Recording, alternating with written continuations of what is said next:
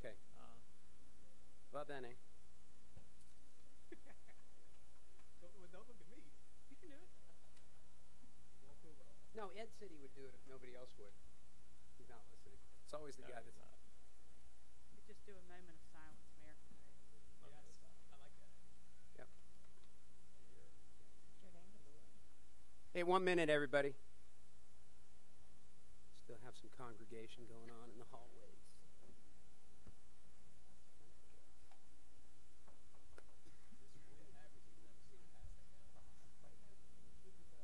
Keep your. See? You do it.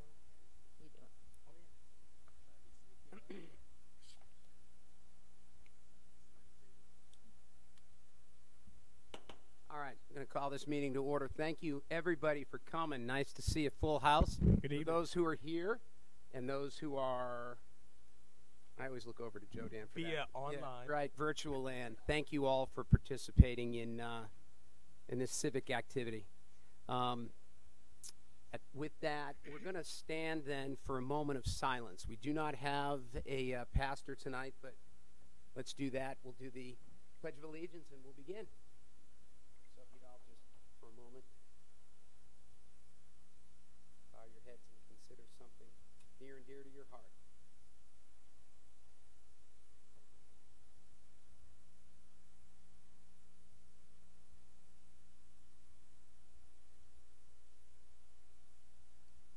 I pledge allegiance To the flag of the United States of America, to the republic for which it stands, one nation, under God, indivisible, with liberty and justice for all.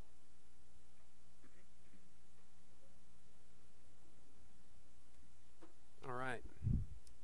Hey, before I adopt the agenda tonight, or make a motion to do so, that is, thank you, Kim, for clearing up the issue related, the text amendment related to the beach vendors. So that we're clear, the public here and everybody, the ATV inclusion is not on the agenda. I see it in the package. I know it was a little late. It came to printing. So any measure that we may adopt tonight has nothing to do with ATV restrictions. Okay, just for clarification. Really quick, since we have everybody here, we're currently in the process of doing our land use plan study. So for everyone who's here who has not taken a survey, hop on the town's website. Literally takes 11 questions, possibly 2 minutes of your time, for how we want to see our community grow in the next 5, 10 years, or even for your children. So for any of you guys who haven't done it, literally about 2 to 3 minutes, 11 questions. It's going to be very beneficial for us. We'll have another open house in the next few months, and you'll see that on Facebook and the website. If you have a few minutes and you care, please take that survey. Thanks, Jodan. Good PSA. With that, I make a motion to adopt the agenda. All in favor? Aye. Aye. Motion passes. Comments on the consent agenda? Observations? And I have one. Hey, you can start off. Okay. Debbie and I had asked you earlier today, so I kind of teed it up. The $220,000 that was budgeted for merit, $47,000 of which was not spent, could cover a contingency, maybe an SRO, funding for an SRO, or something else. I mean, you know, I just throw that out there in the ether. But that was not committed in this fiscal year, correct? That $47,000? Correct. Okay. Just wanted to clarify. I had a few. The first one talks about a $2,000 transfer to cover future supply purchases. Do we have a supply manager, anyone who tracks everything that we're ordering? Every department does have somebody who manages their supply budget. So there is an individual supply budget for each department. Do we have anyone who oversees all that for the entire town? That other than, I mean, our Individual finance departments. department oversees that for the entire town, is auditing that, yes. I'm curious on why we're putting an extra $2,000 to the side if this is something we typically would budget for. Are we just saying, hey, let's throw this over there for an emergency or just in case of, or? I would have to look at that specific budget amendment. I haven't looked at that one. They basically had expended all the money in that line item, and they know they've got some additional office supplies that they need to purchase, so they were going ahead and allocating some funds, and they're transferring it from their travel and training just to cover the expenditures they know are coming up. My other question is, there's items down on the bottom: a transfer for 137,000 for a wage item, and then 39,000 for a wage item. Can you explain that to us, Debbie?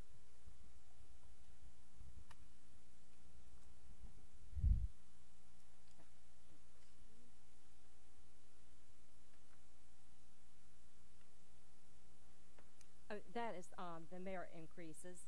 We budget for that in a separate line item so that you'll know how much money we're budgeting each year for merit. And then we transfer, after all the merits have been allocated to the departments, we transfer those monies over to our 002 account because our payroll system does not allow us to draw anything out of the 004. And that way you can see in the budget. Okay, but it's already budgeted for? Yeah, these were all Okay. all items that were budgeted, and then as you could see, there was some money that everyone did not get the full merit increase, so there was some funds left over. On the next page, page 4, that talks about a transfer for 25,000 for temp work. For this fiscal year of 2018, 2019, how much have we spent in total for temp workers?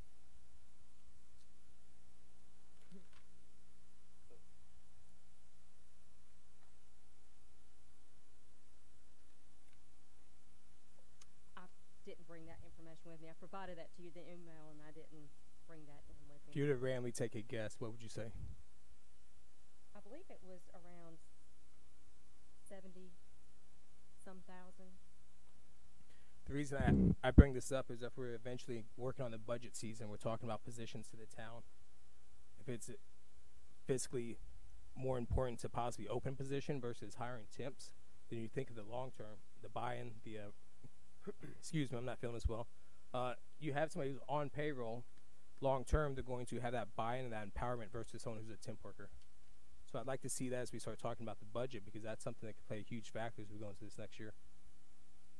And that's all I had, Mayor. So just to add on to that, can you do a cost analysis on how many employees you have and what it's costing you per employee for the temp agency and what they're paying, what they're charging you by the hour? Yes. So I know there's some benefits to going with a temp agency so that you are not paying those unfunded liabilities in the end. Yeah, that as well. And are they seasonal? We are using more temps now because we are holding off on hires until the new manager gets here. So at your direction, so we are having the work is still there, so we're having to use some of those folks now. So that's where you're seeing some of those. So if costs. we could get some analysis of what it costs us for temporary people versus Right. Regular staffing people, we can decide which direction we might want to go. Right, because there is a cost that the employee or the temp, and then there's the cost that you pay the temp agency, and there's Right. Well, correct. Yeah. Okay. Okay, thanks. Hey, one last RFI. The money that when the state ordered the municipalities to cease the permitting after Florence, there were permit fees that we could not collect that the state mandated. There's a dollar amount, I think it's 55,000. yes, sir. Is Arm about me with that when I go up to Raleigh next week, okay. so that we know to bring it up. Presumably we get that back too, worth another SRO maybe. Yes, sir. Good point.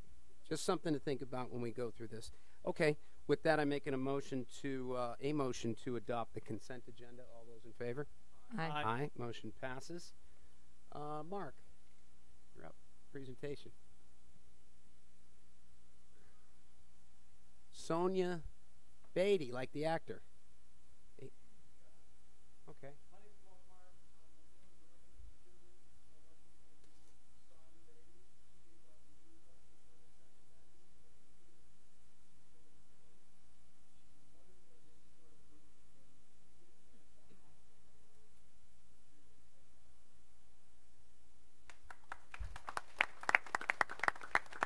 Thanks, Mark, and welcome, Sonia.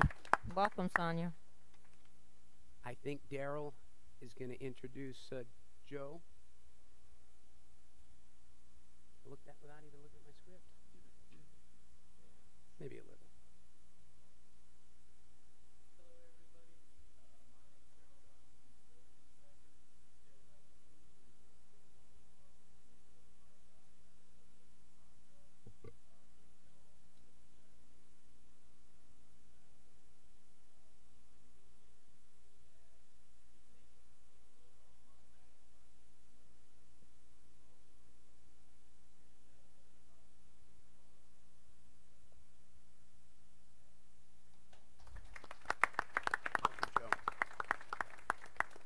And for the public, Joe is the man you need to see if you have any code enforcement issues. Violation. Call town hall and ask for him. He needs you to leave him a message or send him an email. All right. Welcome aboard, Joe. In your Welcome new to the capacity. switchover. Yeah. Okay. We got a very special presentation tonight. Jim Medlock from the Corps of Engineers is going to give us an update on the storm damage reduction project, otherwise known as the beach renourishment. Thanks for coming, Jim. Well, I appreciate y'all inviting me tonight. Again, my name is Jim Medlock. I'm a project manager with the Corps of Engineers, and it's my pleasure tonight to talk about the upcoming and ongoing contract for periodic nourishment of Carolina Beach and Curry Beach. Tonight I'm just going to focus on Carolina Beach. I promise you I do not have a lot of slides. I'm not here to put you to sleep, but these are multicolored important slides, so I want to go to our next slide if you could. Can you help me? Or I can do it. Just looking at that. This is where I always mess up.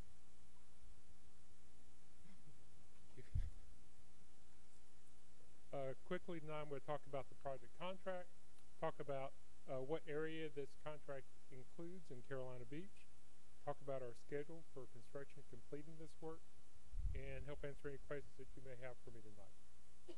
This is a picture of the E.W. Elson. It's going to be the dredge from Weeks Marine Incorporated that will be taking material, sand out of Carolina Beach Inlet and putting it in a pipeline that runs across Freeman Park all the way to Carolina Beach.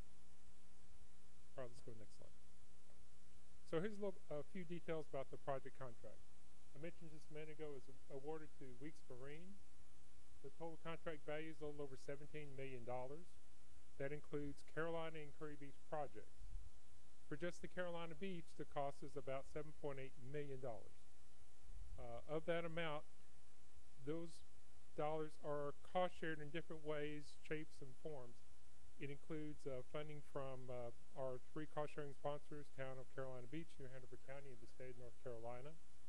And part of that $7.8 million is funds that we received on an emergency supplemental action for Hurricane Matthew and Hurricane Florence damages to the shoreline after those storms came through. And we received about $3.5 million to do that. That's not cost-shared. So when you take that $7.8 million and take away the $3.4 million we got in emergency funding, we're at the $4.4 million. So about relatively 65% is only cost share. The remainder is paid for 100% at federal costs without non-federal dollars. What's really ideal about this is the contract's going to place about 1.6 million cubic yards total in Carolina and Curry Beach. And by receiving those supplemental funds we receive that are not cost shared, this is placing more sand on the beach at a lower cost to non-federal sponsor while we still are still able to meet our entire contract scope of this project. This is a job that we've done every 3 years. Probably a lot of y'all have been here in Carolina Beach for a long time. Y'all were here 3 years ago when this same type of contract was executed. And the advantage here is that we were able to, because of the damage from Hurricane Florence, we were able to modify the contract just before it went out on the street to include those damages from Florence as part of this contract. So we're fixing those repairs with this same contract. So it's worked out real well in terms of what we're going to be able to do with this contract. All right, let's go to the next slide. Project map. All the areas you see right here with your crosshatch or marked are places that we currently anticipate putting sand on Carolina Beach down to just past Greenville Avenue. As I mentioned earlier, the sand itself comes out of a bar area in Carolina Beach Inlet. We've used this before, and it's sent through this pipeline. It's a 30-inch pipeline, and the dredge will be sitting here in the bar area, sitting to this point, and that's when the contractor will start placing material within a given footprint along the beach, all the way to the other end. This is about 2.7 miles.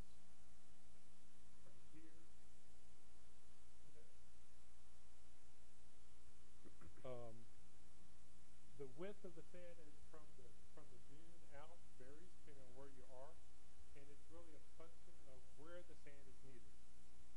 Every project that the Corps of Engineers has an authorized height, and width. If the sand out there is higher and wider than what the Corps of Engineers authorized project is, we don't have to put sand out there. And the reason that means is that the project as is working just like it was planned and designed. It's helping prevent damages to homes and businesses on the other side of the James from hurricane events.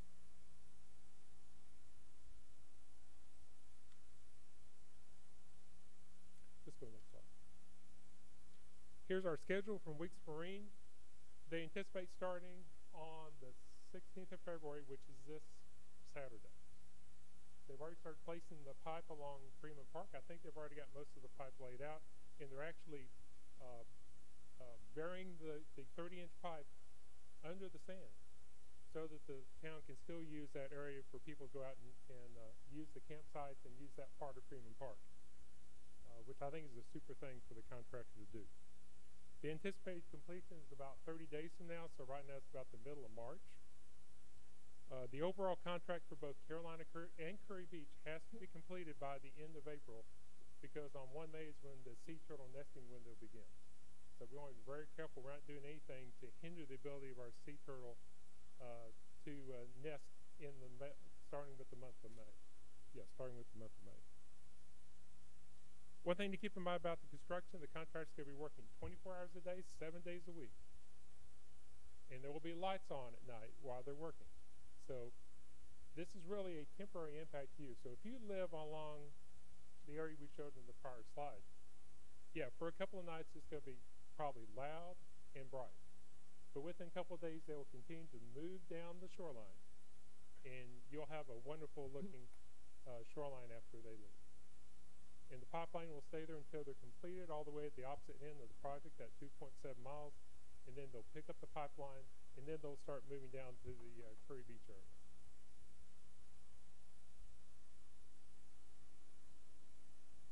They're currently projected to be placing about 1.1 million cubic yards of sand in Carolina Beach. And I can't explain how much that is, but if you have a 10-yard dump truck, that's what, about 100,000 plus dump trucks that would take to put the same amount of sand that we're putting on the beach from a pipeline connected to a dredge in Carolina Beach Inlet. It's an amazing amount of sand. All right, next slide. One of the things that we're going to do here as part of this contract is, if you're interested or curious, where is the sand being placed? On this Friday, we'll put online what I'm calling a placement tracking tool. It's going to be a way that you can hold this up on your computer, on your smartphone, and then zero in on a certain area where the contractor may or may not be working. When you click on that spot, it'll tell you what current date that they anticipate work will be done there, the location, and there's also information about the nearest street on this side of the video to kind of zero in. So if you're interested in finding out what's going on, this is the best way to do it. This is something we have not done before here in Carolina Beach, so it's kind of exciting to try something a little new with all our technology we have with us. So when you guys I'm looking at these two young ladies here in the front. Y'all have smartphones? I figured you had a smartphone. You had some kind of phone. You'll be able to figure out where that sand's being placed on Carolina Beach. Pretty interesting, huh? Okay. All right, with that, again, my name is Jim Medlock. Here's my contact information on the next slide. If y'all need to ask the information that you need, my phone number and my email address. Please let me know if you have questions. And Just a at this quick- time, I'm open for any questions y'all may have on this presentation and the information on this contract. I have a quick question. You said it was 2.7 miles in Carolina Beach. Yes, ma'am. How many miles is it in Curry Beach? We have not. We have not finally determined that, because what we did after the contract was awarded, we did what's called a pre-construction survey. And go back about 5 or 6 slides, if you would. It just looked like such a smaller section. It is a smaller. When you look at what's going to be placed on Curry Beach, Alabama Avenue is a break point between Carolina and Curry Beach. So part of what this Curry Beach authorized project is the sand being placed in Carolina Beach.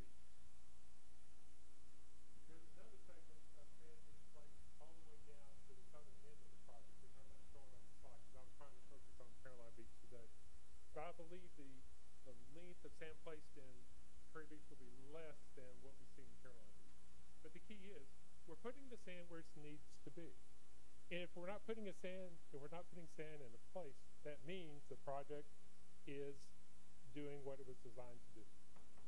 It's working well.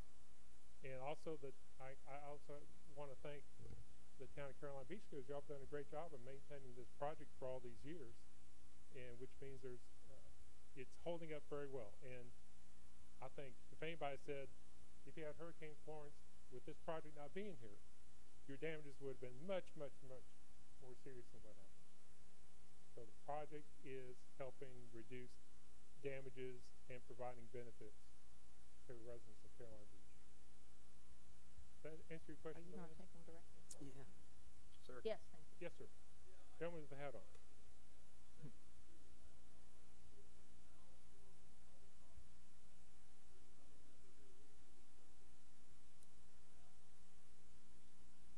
Okay. Well, I'm here to answer your questions that you have, sir.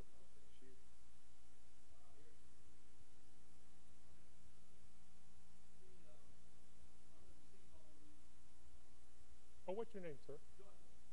Okay. I've got a phone call from someone in Seacall now. I have not been able to call them back yet.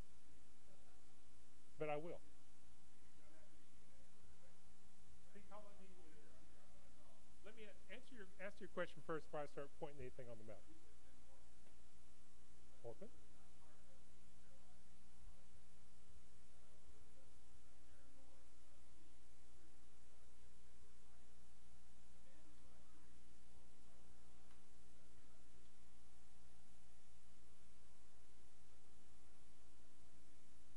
Is that where?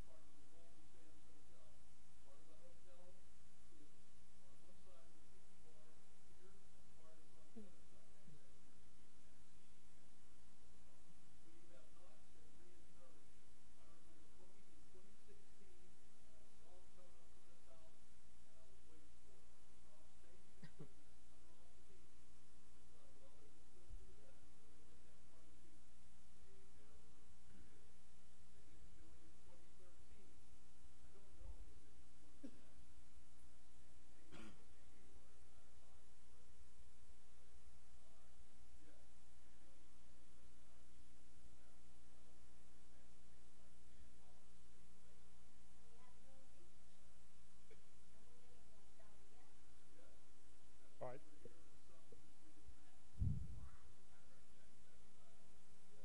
Okay, can I help answer your questions? First off, we have not finished the design update for the Curry Beach portion of the project yet, using pre-construction surveys. All we've done so far is the first part here, because that's where the contractor needs to start first. So that may be, this is not the final footprint once we look at those pre-construction surveys. So I don't know if it may go this way, or may go that way, or may go this up and down quite yet. Now the reason we haven't, let me, from my viewpoint, I don't really care what you call it. This is in Carolina Beach. It's just part of the Curry Beach authorized project. I can't change why things are authorized a certain way, but to me, this is part of the Carolina. It's just in Carolina Beach physically. So again, that's the first thing.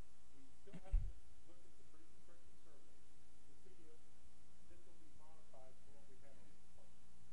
Number two, if we haven't placed sand in this area in the past, that means the depth of sand is higher and wider than what the current authorized project was that we have authorized.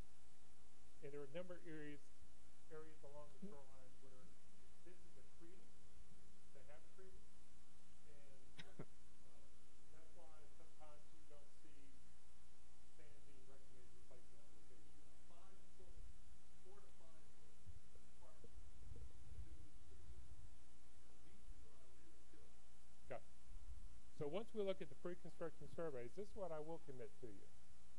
I'll help show you some information at your location that shows the core authorized elevation and width on the dune and the berm and compare it to the pre-construction survey. And I'll show you what that looks like. And if the Corps of Engineers authorized elevation is here and your dune is up here, then you have better protection than what we would provide as part of the project. If your berm is this wide and the core is that wide, you have better protection than we can put out there. So just because we're not putting sand in that area doesn't mean you're not getting benefit from the project. But I will coordinate, and if you want me to coordinate with the gentleman over there who's called me up, I'll be glad to do that. But let's see, we got to look at the pre-construction survey first, see where it stands, and then I'll try to give you a graphical, like if you're standing on top of the dune and you're walking out into the water, how does that elevation compare today to what our design is? I believe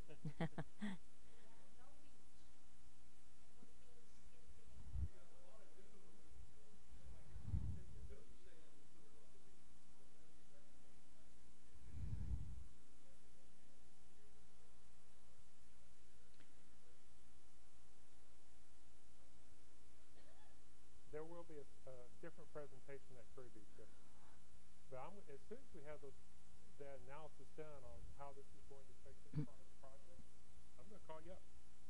I'm going to share what I can with you so we can, whether you agree with it or not, I'm going to try to explain why we are or why we're not recommending sand being placed in that area.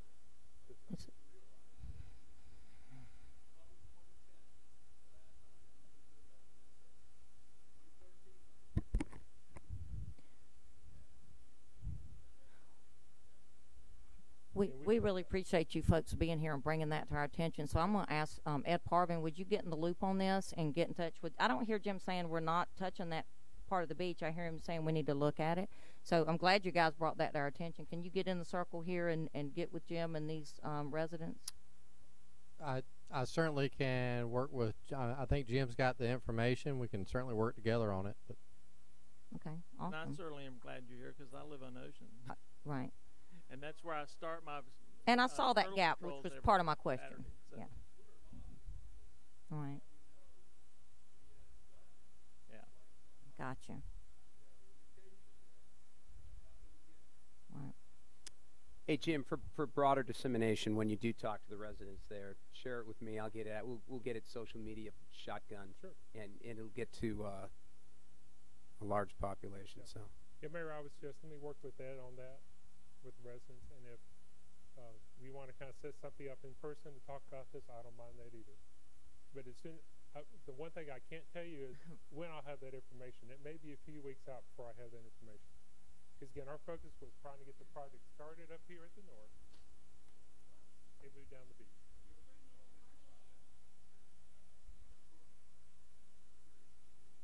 I'm sorry, say that again.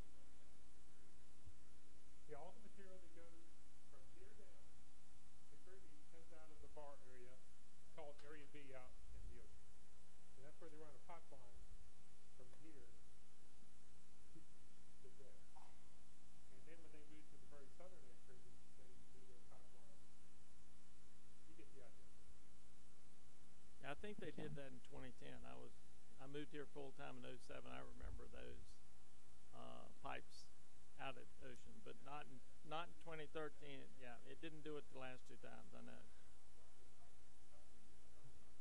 Yeah. And the gentleman with Sea Colony, I'm sorry. Make sure I have your right name and number. Yeah, if you guys could write your names and phone numbers down and share that with Ed, and he'll get that to Jim, and That'd be fantastic. that'd be awesome. But that's a great presentation. Thank you. We get a lot of questions, and you said it better than we could have. Well, I appreciate that. Thank you. Thanks, Jim. All Brenda. Special events.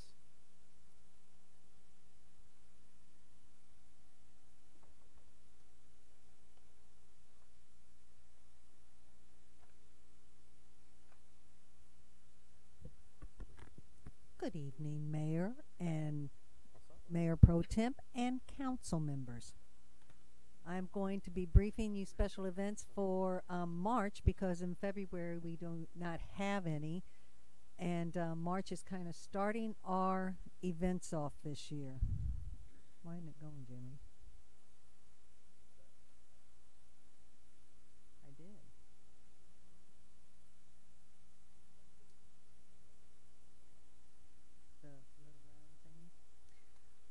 Our March approved events are Step Up for Soldiers on Saturday the 2nd at the lake from 10 to 5. The Tinted Turtle Trot, the 5K and 1 mile run, Sunday the 3rd. It will start at Mike Chapel Park from 10 to 12. Low Tide Run, Saturday the 16th at the gazebo. That's where everybody will be meeting. The 10K starts at 8 and the 5K starts at 8:30. Public Safety Day is Saturday the 23rd at Fort Fisher from 9 to 1. And the reason we have this on here is because our police officers are the ones, our police department is the one that puts this on. Turn the Tide is Saturday the 30th on the beach from 8 to 12. Here is the 1 mile and 5K color run. I know it's kind of busy and hard to see, but and here's the Low Tide 5K run. It's the same as last year, if you ran it last year. And here's the Low Tide 10K route, same as last year.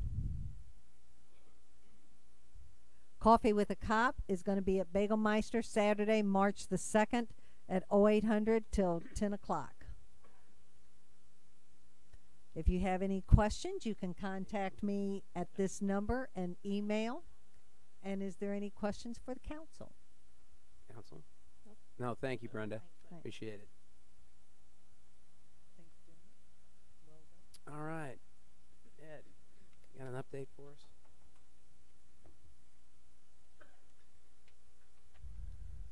Yes, sir. Let's see. If I can find here.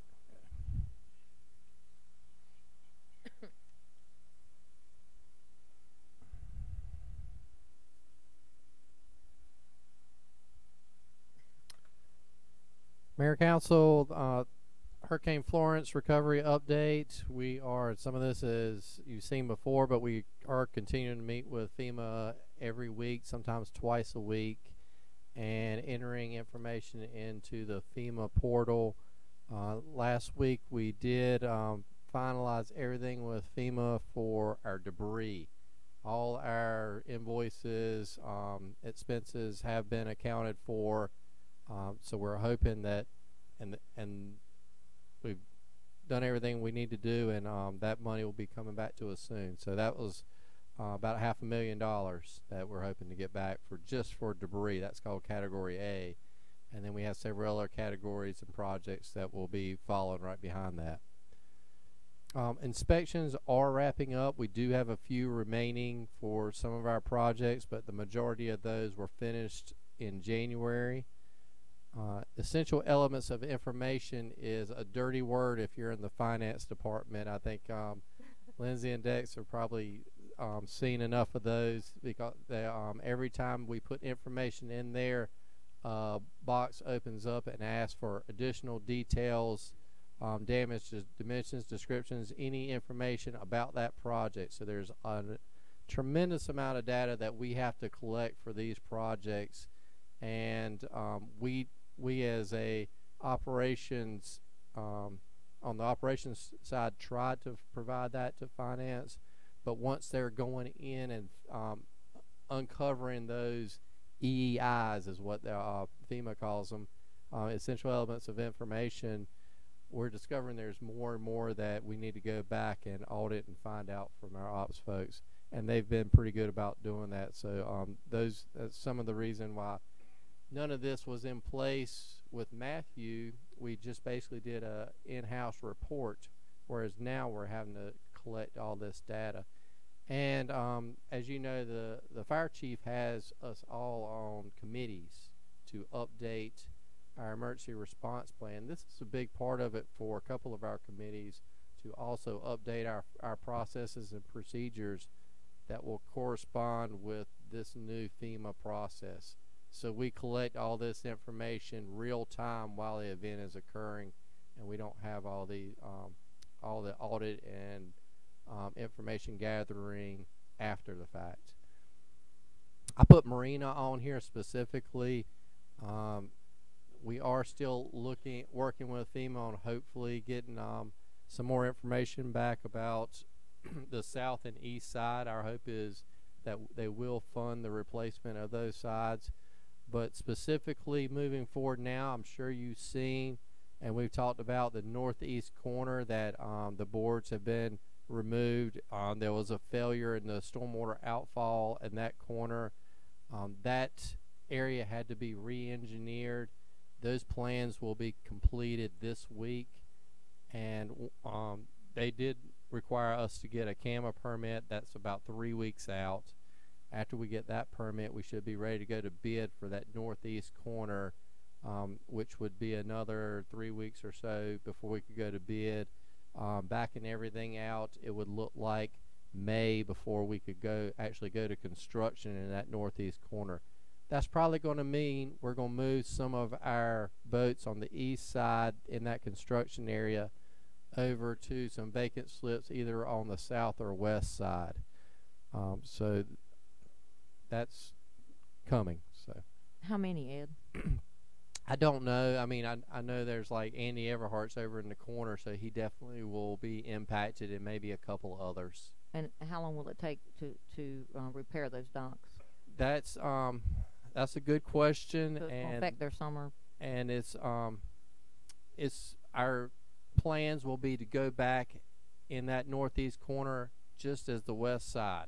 So there'll be dredging that has to be done, and then we'll go back with the steel sheet piles and concrete cap. How long that will take, that's something once a contractor's identified, we'll have to get a schedule from that company. Is the west side finished? The west side we were already working on. is pretty close. I got a slide on this. I'll go through it in a second, but I think mid-March we should be wrapping up. Okay. So you can move them. There just won't be the location, the best location that they have now. They will have, and I might have some of them might be able to accommodate on the east side. They seem to really like the south side, so we might be able to do some accommodations over there. And the west side will be available for them by that time. So I put these numbers on the screen last time for the Greenway. The $723,000. There's I've been told the check is in the mail, so that we should be getting that in the next few days. We do have a few remaining things for the island, and that's reimbursement money, so it's coming back for our fund balance.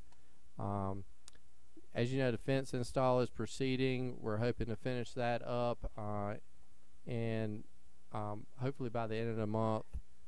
Same thing with Cape Fear multi-use path. That check should be here soon. We do have a little bit of delay with Duke Energy backlogged for the lighting. So as soon as Duke can get out there and get those lights up, we should be finishing out that project. And then, as I mentioned last month, we do have some additional invoicing we're anticipating getting back at the end of the summer, or sometime this summer. Do you have an anticipated grand opening for the Greenway?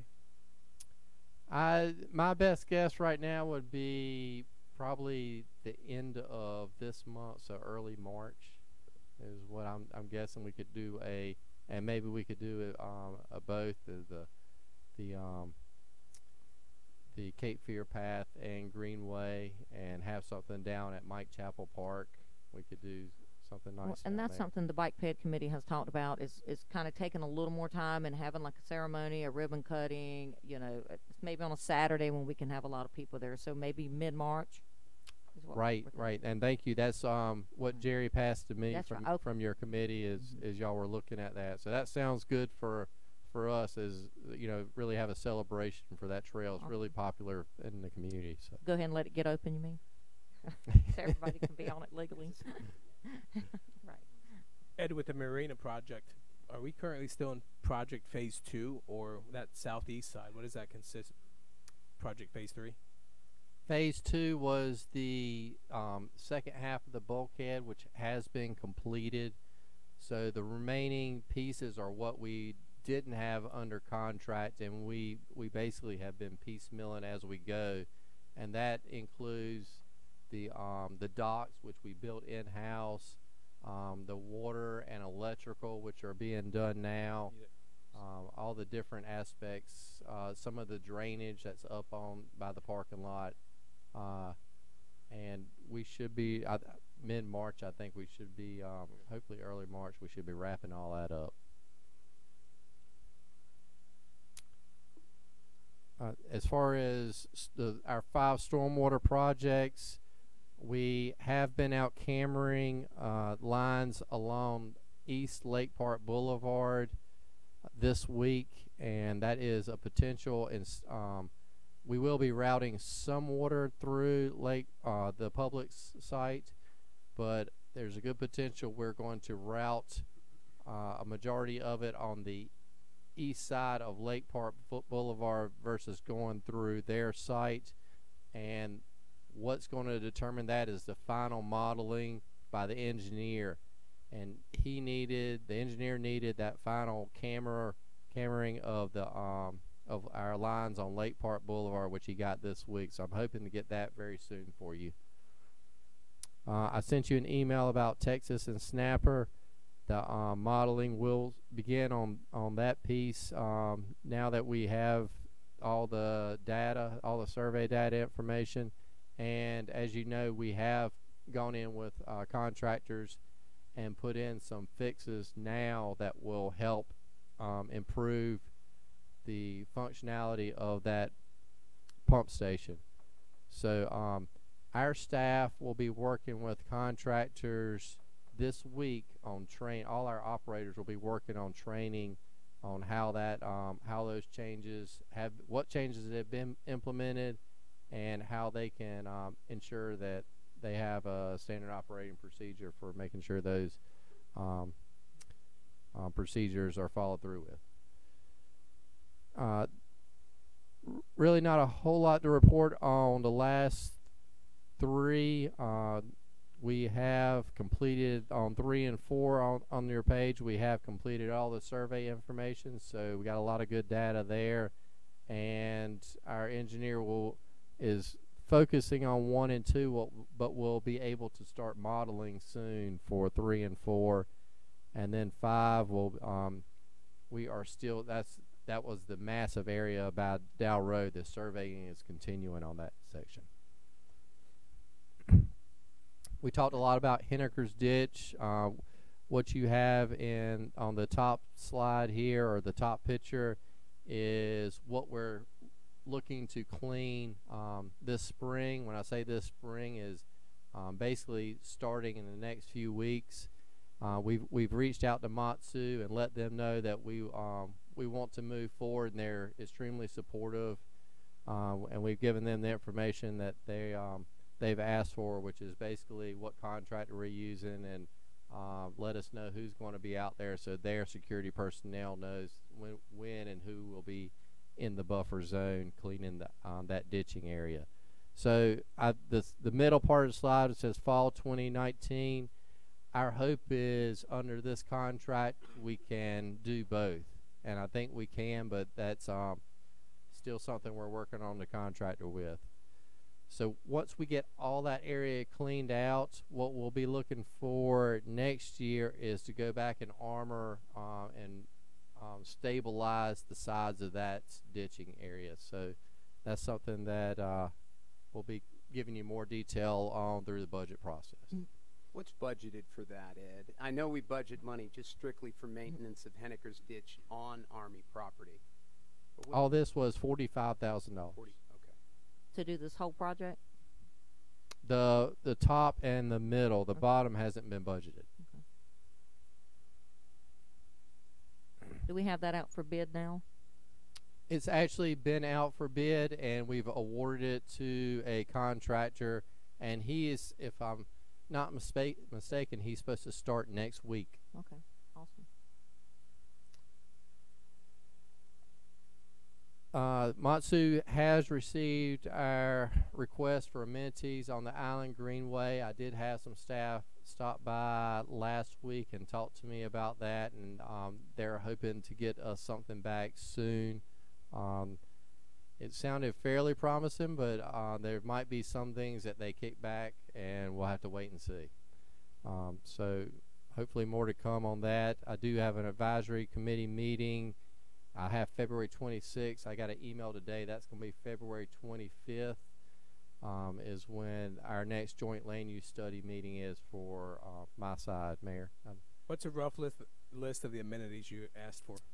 It was things like the kiosks that the Boy Scouts were looking at putting out there, the vegetation, the beautification, the trash containers, the dog stations, park benches. There's probably a few more, but that's I think the park benches is the one that I got a little bit of pushback on, but we're still hoping that we can get those in there. Whatever you had put on the list, Ed, I then spoke a day or so later with Colonel Carlisle and her team. Okay. And they met the two DOD instruction criteria for use of military property on a lease arrangement: recreation or infrastructure, something that benefits a municipality's health, well-being. All of them fell into that criteria. None of them appear to be, red lines for them, so we'll just keep messaging it according to their own instruction, which has been fair, and we've been transparent, I think, on that, so thank you. Absolutely. So wastewater treatment plant, moving on, we'll be reviewing our well testing data. This is for our cleanup at the at our lease property, and we're trying to determine when we want to restart the testing, and that's something that we'll probably be getting you more information through the budget process as well.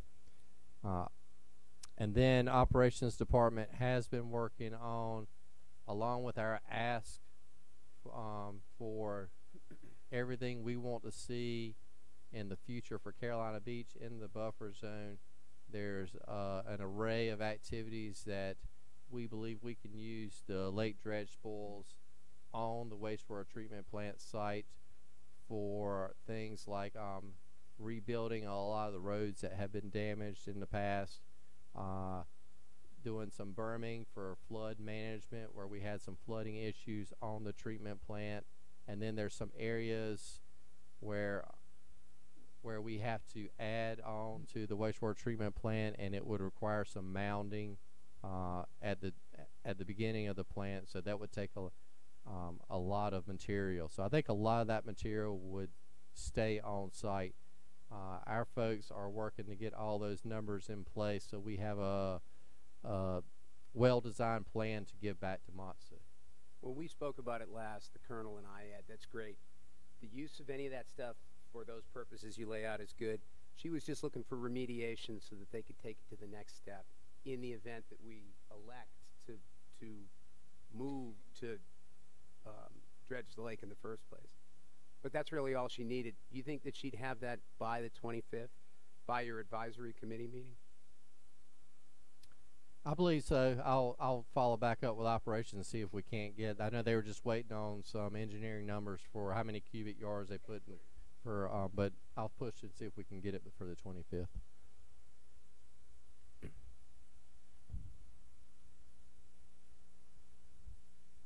Marina, I already talked a lot about this, but this is the current project on the west side.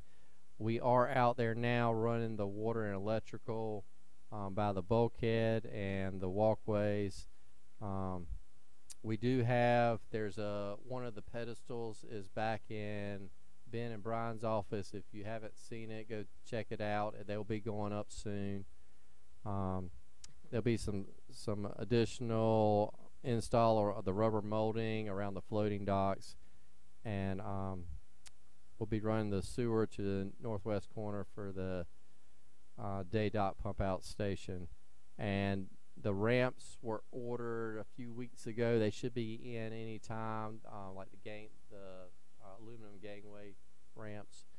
So as soon as they get in, we can go ahead and install, and that would complete the project. So mid-March, I'm hoping it will be completely done. The only thing that we're still looking at options for with the boat captains and engineering-wise is signage and their the fish boards where they are, fish hooks where they hang the catch. Boat captains really want to incorporate that in the design. We're trying to find a good spot for that, whether it's on the floating docks or up on the sidewalk. So, bathrooms. We have moved forward with the boardwalk restrooms. There's about a 3-week timeline where they're going to be closed while these are going to be renovated. So most of the supplies have been ordered and they'll be in there working. So hopefully we'll have those done soon. Alabama, 100% complete, looks phenomenal. Please check them out. Hamlet bathrooms, we are still waiting on a survey and site plan from the engineer. 1708, we're still waiting on the engineer there. We will have the rendering for you at your 26th workshop. We did get one rendering back, and it was not what we're looking for, so we should have something that shows you, I think, what you want to see on the 26th. The rendering for that. Oh, sorry, that was the for new one on the proposed new bathroom. Right, on the what we call the FEMA lot on the corner of Canal and Cape Fear Boulevard. The one we had some discussion about relocating. Right, that we were going to push over to the far north side of the lot. What's the 3 weeks the boardwalk bathrooms will be closed? Do you know? It will be coming up. I don't have exact dates, but I'll put something before May. Oh yes. Okay. Yes, it'll be. The supplies are. I have to get an update on exactly when the supplies get here, and when they're actually going to close those down. But it'll be soon. Okay. It'll be off season. Okay. Are we anticipating to have a Hamlet completed before May? Hamlet is the one where we want to redesign and put the lifeguard station. So that one will still be under design. We're hoping we probably won't start that one until the new budget year. Okay. We went ahead and renewed our lease for where we operate now for the lifeguard station at the boardwalk. And if we move forward with the Hamlet, it will be that final design where we can have the brand new bathroom and lifeguard station down at Hamlet. We are working with the property owner down there on the Hamlet lot west, and hopefully we'll be expanding that lot a little bit so it'll look a little nicer and offer a little more parking this coming season. Jim already came and talked about coastal storm damage reduction or beach renourishment. They will be mobilizing, as he said, in the next few days. We do anticipate having a minimal closure at Freeman Park while they are mobilizing right there at their entryway.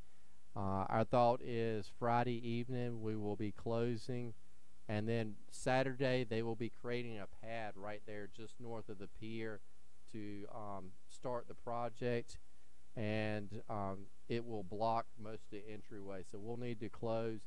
That could be only a few hours, or it could, depending on weather and all the logistics with this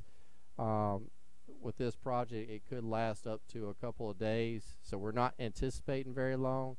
But right now, Friday evening will be closing, and we'll stay closed until we get a green light that it's safe to open Freeman Park back up. Once it opens back up, the Army Corps and the contractor are working with us on burying a part of the line So a good part of the beach up there, there's 3 sections where they buried a several hundred feet of the line where our camping sites in those areas will still be accessible, and the beach will still be accessible.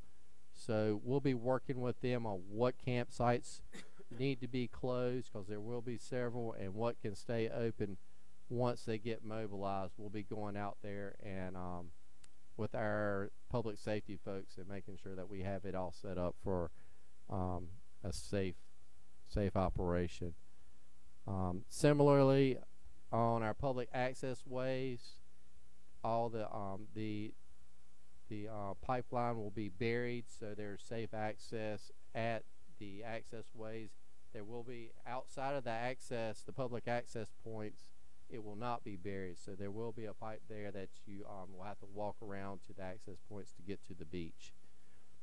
I just want to reiterate the placement tracking tool that Jim mentioned and Medlock mentioned in his presentation.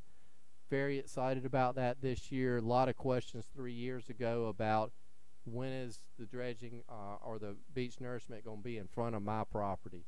And we didn't have this tool, so it was our best guess to how fast they were moving.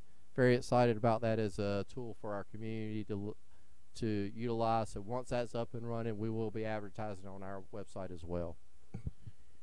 If possible, it'd be awesome to have it on the home page. People don't like having to click around to find the information, so as easy as possible, as well as Facebook. Yes, sir. And that's all I've got. Ed, while we have a lot of public here and a lot of people listening, could you update us on the new town manager and when he starts? Yes, ma'am. Okay. So the new town manager is in the process of moving here, I think, this week. And he will be starting officially first day, February 25th. So he will be at our March council meeting. He will be at the February 26th workshop meeting and the March council meeting. Yes, ma'am. So I didn't really discuss this with your council, but Kim and I were having some discussions this morning, and if you guys are all agreeable, we thought that maybe at 5:30 instead of 6:30 do a reception or a meet and greet for the public to come in before our March meeting to meet Lucky and his family if they're available. Would you guys interested in doing that, or? You know, I mean, we didn't ask Lucky, but I just sure thought he's that, gonna be you know, that would be a good opportunity for them to come in before the council meeting and meet the new town manager and ask him any questions, and then we'll roll right into the meeting. If you guys want to do that, Kim thought that we could put that together, but we need some time to advertise it. Sure. Cool with it. Any additional questions for Ed? Hey, Ed, just a couple observations. Great job on the weekly update. We all appreciate that Friday end of day recap on those priorities that we've asked you to cover. I'm getting, because I solicit them, a lot of requests for information from residents. They send them directly to me. I consolidate them, compile them, send them to you. I'm going to give you a little bit more time than Tuesday to answer those, so I apologize. I meant to tell you, don't send them today, wait till Friday. So I'll deconflict some of those. On the priority number 5 for stormwater, that which deals with Dow Road, that was the concept I think we talked about, a storm ditch to be dug, possibly with DOT easement. Was that one option? That was an option, looking at having some additional ditching along Dow Road, and that's something that our engineer will be modeling. That is a potential. Okay, that's what I thought. And last thing, regarding the boat slips, when the boats potentially move from the east to the west to make way for construction, the harbor chair has taken me over there a few times. Any notices of eviction based on a failure to meet minimum trips to be issued this year? Yes, that we might do. create, in other words, might create some white space or some space for. We do have that potential. Yes. Okay. I had 2 questions in regards to the Greenway. The first one was possible stoplights on Spartanburg and Ocean. I know we'd spoke about that, I believe, at the workshop. And where are we at on that? So that's something that's still looking into, or? I can talk to, I know and I know the Leanne's committee was looking at that, and our operations folks was also looking at it. I'll see if I can get an update. I think Brian Stansberry has some really good ideas on that intersection and also Ocean, and he has asked for I don't know what the term is, Ed, but something from DOT to have it put on Ocean.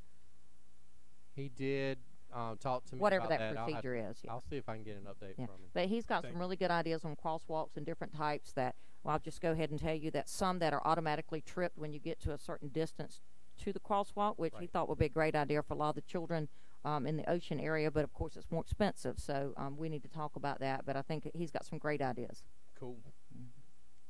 Thanks, Ed. Thank you, Ed. Okay, we'll move into public comment. I have 8 residents who've already signed up in advance. So we'll go through those once those 8 have spoken. Any one of you can come up and approach council. Loose guidelines, please keep it to 3 minutes or less. And thank you for coming. With that, at the top of the list, first to sign up, that is not the best.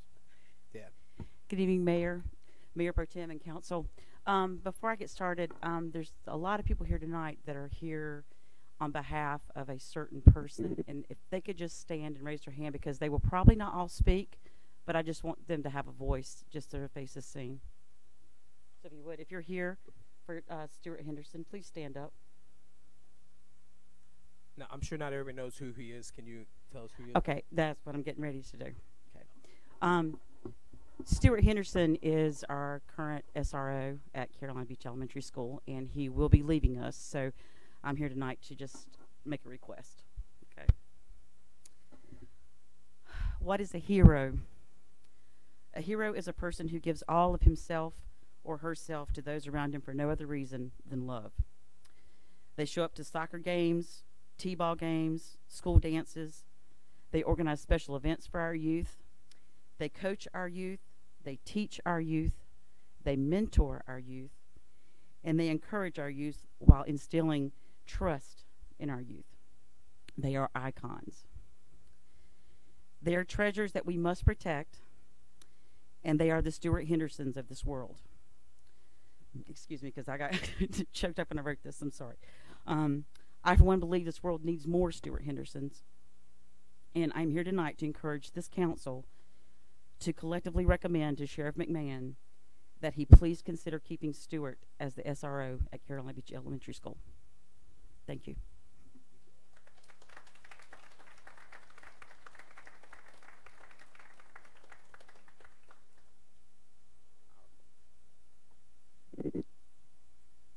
Kevin, I hope I get this right. Kevin Fritzinger, sir? All right. Good evening, Mayor and council members.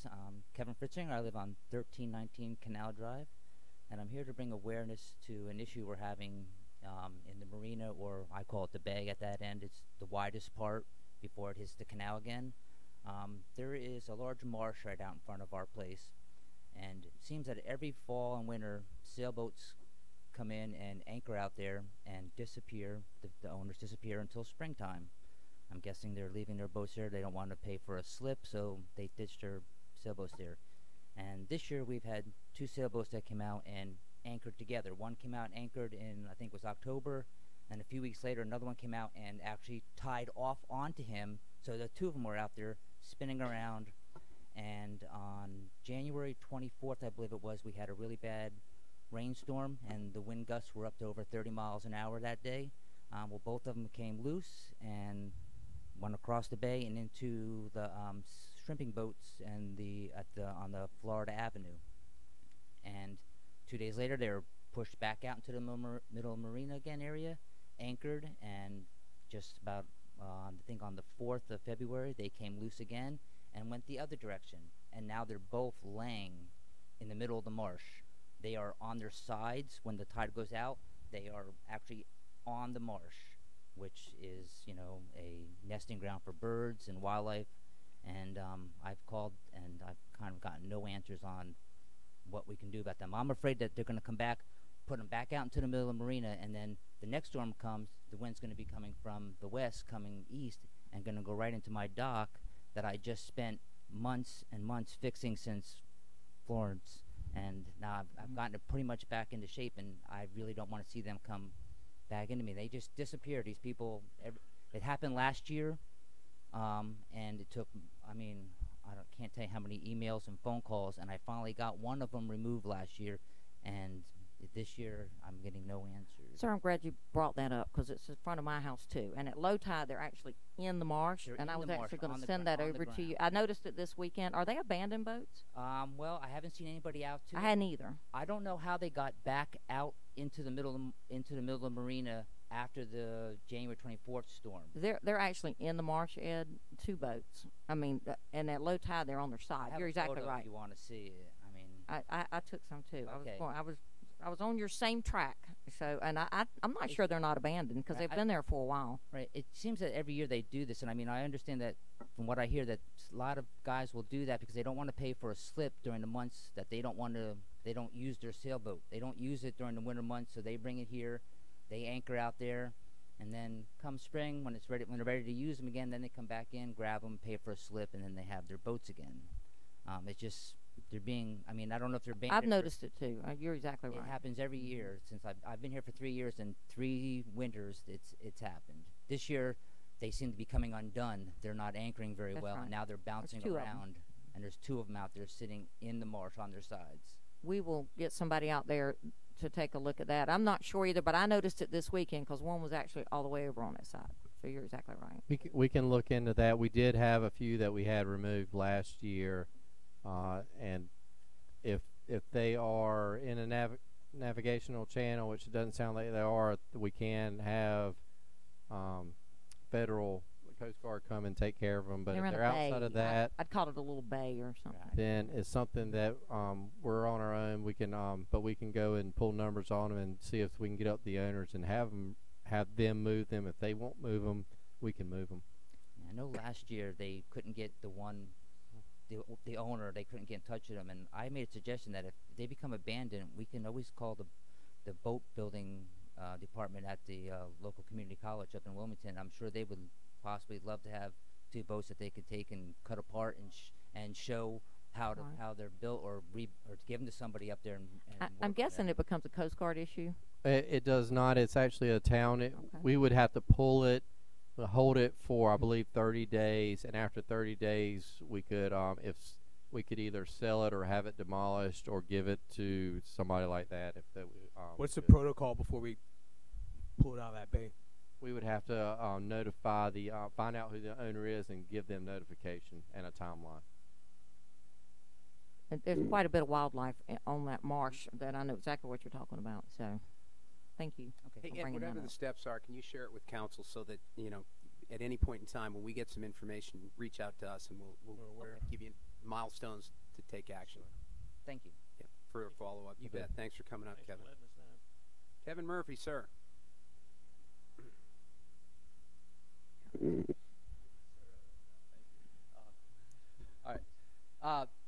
So I wasn't planning on talking tonight, but I don't know when I'll be back. I've got a lot going on. So I figured I'd come tonight because in the next couple months, I'm not sure how busy I'll be. I think I'm going to be a little busier. So what I want to talk about just real quick is the ATVs, and I know it's stricken. I saw the exclamation point. But my only concern is how they're used. I understand the use of chairs and umbrellas to clients. Makes total sense. It's a quick and easy way. The confusion is when you're on the beach and they come back and forth 30, 40 times with the same chair and umbrella back and forth. And the only reason I bring it up, because I don't have a business that has to do with chairs and umbrellas, it doesn't affect me at all. If I continue to do the floor, which I hope the town enjoys, and we continue to work with the mat, that's about 200 plus hours of labor, of sweeping and maintaining. It does get a little exhausting. I mean, the benefits of it far outweigh the amount of effort that you put into it. I would just like some, I don't want to say rules, just something that makes more sense for how they're used.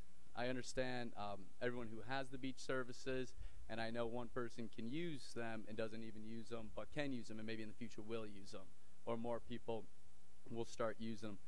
I just feel like there's a lot of traffic that's on the beach that's not emergency vehicle traffic.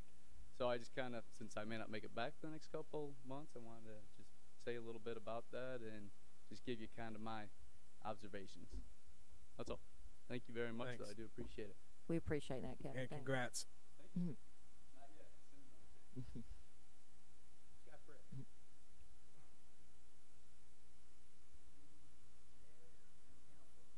Would it be okay if I could? Sure.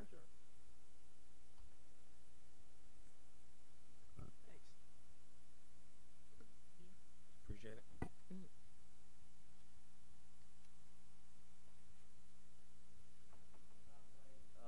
were talking about the sailboats earlier. I was helping the fire department get those because they about did hit my shrimp boats from behind the house, and the registration are out of date on them. I've been a resident of Carolina Beach since 2010. I live at 203 and on the property at 201, and have been selling shrimp to locals and tourists for 7 years. And as I dock up, there'd be maybe 5 to 30 people waiting in line to buy shrimp off the boat. And on an occasion, I would hear somebody say, "I wish there was something we could ride," and I would happen to look up, and it'd either be a paddleboard or kayak. So I started thinking about something that I could do to give our tourists some other alternative to get on the water. And I started looking at water parks and found these in Walt Disney. That are built in Iowa, and mostly they're in Florida and on the West Coast, and they're sold in 48 other countries, and they're built in Iowa. And there's several models that they make for double, tandem, for fishing. They will not turn over. They're built for people for 8 to 80. And I was hoping that the town could possibly find a place, maybe at the docks. It's a watercraft that could be any time the air temperature is above 50 degrees. They could be used. Because like this past week, the parking lots were full on our warm days, and I've talked to people, and they would love the opportunity to get on the water, just for a little while, just for something to do other than just walk on the beach. And these water bikes have been tested in the Great Lakes, and the manufacturer, the worst scenario would be an 8-foot swell, a 3-foot swell 8 seconds apart outside the surf zone. So in the basin area, they would be very, very safe and lots of fun for the tourists to come and ride. So if I'm reading this right, Scott, you're thinking, how do I get, or what's the process for me to lease a town slip in my business? Yes, Mayor. And my property at 201 is what was grandfathered in as commercial, and the docks, so I could use that part to ferry them back and forth each day where it wouldn't be cluttering up one of the slips. Scott, have you been to the planning department and talked to anybody down there? I have, and I'm not really good at politics, and I just need to. Some direction. Yes, ma'am. Mr. Parvin? We have talked, and there's it would have to be a commercial zoned area. I think the ones that the gentleman was looking at was a residential zoned, and there was a prior commercial use on there. We couldn't do a change of use. So as long as he finds a commercial, like a commercial marina, I think that's something where he could operate. Is that not the municipal basin? So you could rent a slip in the marina dockage on the west side if one's available, right? Or not, I don't know. To do a business other than a boat, and we could have that discussion with council, but typically we have boats in there. I got you. Okay. So something we could look at. 'Cause I mean, I've like I said, I've been here many years and I've seen lots of boats in those slips that haven't moved in a year or two. So Scott, let us. That as well. I get your point, and this is different. This is something we haven't seen, and it looks pretty cool. To me, I don't know, Ed. I know we've had. I guess you're right. It's all been boats, but is this not a boat? I guess. Or at the lake. What's a boat? that was my next. RFP That to was the my lake. next adventure. Right. Well, this would be,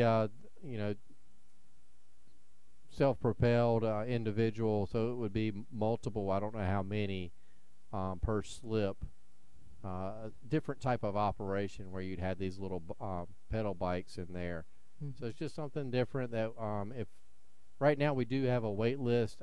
If that's something you'd want to specify and say, yes, we want this in here, we'd have to sit down and talk about how we'd accommodate that at the marina, or where it would be located.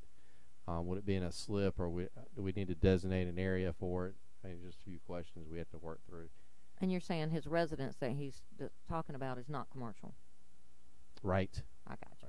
Right. So what he's saying is we don't know where to put you.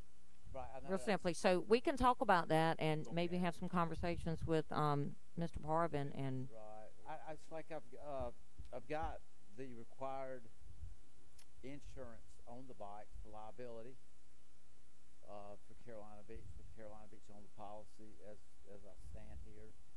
I have the required insurance that Carolina Beach for my dock and building, but then again, I would just love to be a business operator on this island and be part of the community. But it sounds like it's a very intriguing idea that we have not presented in our marina, and we'd have to find the right way to go about that to see if it's something that's feasible and that will work. We're not saying no. It's just currently what we have in play doesn't seem like it favors that. So what we need to do is find out how can we start something of that nature since we haven't done it before. Okay. And just one last thing is, like, I will not clutter up the slip because I have access to my building on Florida Avenue where I could ferry him over as needed. That's definitely something I think we can talk about, because your activity would actually be in the marina dock, and then you would remove them to some other store. Let's talk about that. Okay. And these are friendly faces in your planning department, so I know what you're saying. It's a great presentation and a package you put together. So, who would he need to see, Jeremy or? Well, if we want to move forward with the town marina, I mean, it's something we'd have to look at as a policy on if we want to create that allowance. Just as allowance in the town, if there's a commercial marina, I think this is very doable. Just come in and see Miles, be fine. I have spoken to Miles, and he was very, very polite to me and very nice. Okay. Well, that's good to hear.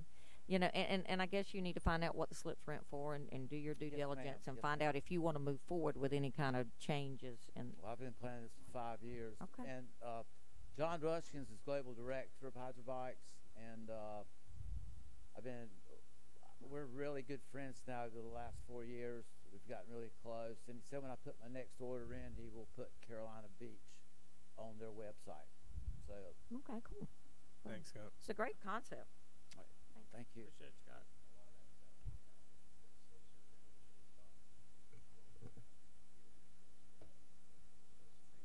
How long the waiting list is? Nice job. You heard from me already, so and thanks for the opportunity that we got a chance to talk to the guys directly involved, and we'll see what happens with further discussions with them. So appreciate that. Thank you. Thanks, John. And again, thank you guys for bringing that up and making that a point. Very good. Right off my list too.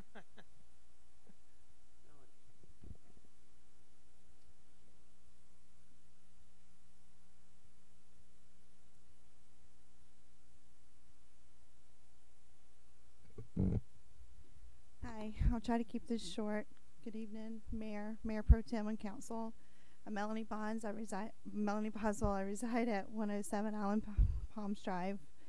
I come to you today and ask that you collectively go to Sheriff McMinn and ask that he allow Corporal Stuart Henderson to remain as our school resource officer at Carolina Beach Elementary School, even if that means we as a town fund this officer. You can't replace what he brings to this community. He is a gem. The amount of personal time he spends supporting these kids in this community is something that I haven't seen before, and I'm at most of these events, and he's always there. He protects the two most valuable things in this community, which is our kids and our educators. The kids at Carolina Beach, they're good kids. They learn at an early age to respect police officers, that police officers are here to help them. It takes a village, and he's a major part of our village. One of the things that draws families to Carolina Beach now is the reputation that our school has. And I strongly believe that a lot of that is due to Officer Henderson. When you drop your kids off at school, we don't worry, as a lot of communities do, are our children safe? Officer Henderson would do anything to protect anyone on that property. So today I'm asking you to please do everything to keep him as our resource officer at Carolina Beach Elementary School. Thank you. Thank you.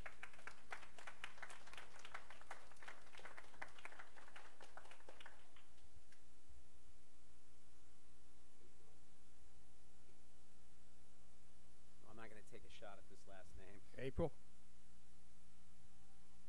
No, maybe not. Mr. Stephen Daggett?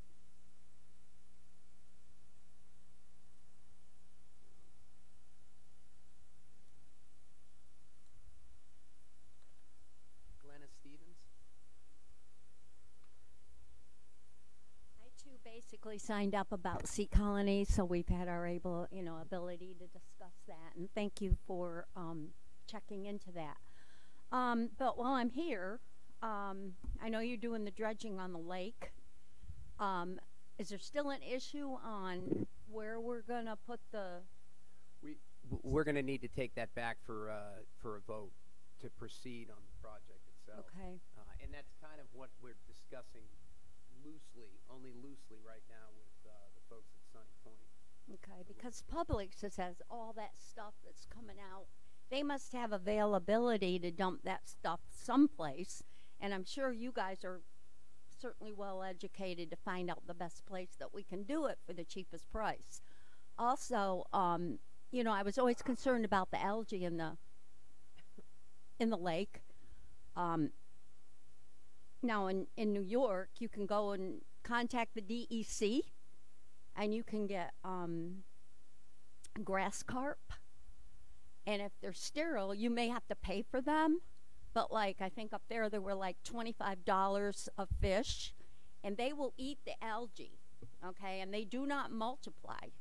So I'd like to just suggest that for the algae that occurs in the lake. Thank you. Thanks. Thank you, Glenn. That's a good suggestion. I see Mr. Parvin writing, I think, over there.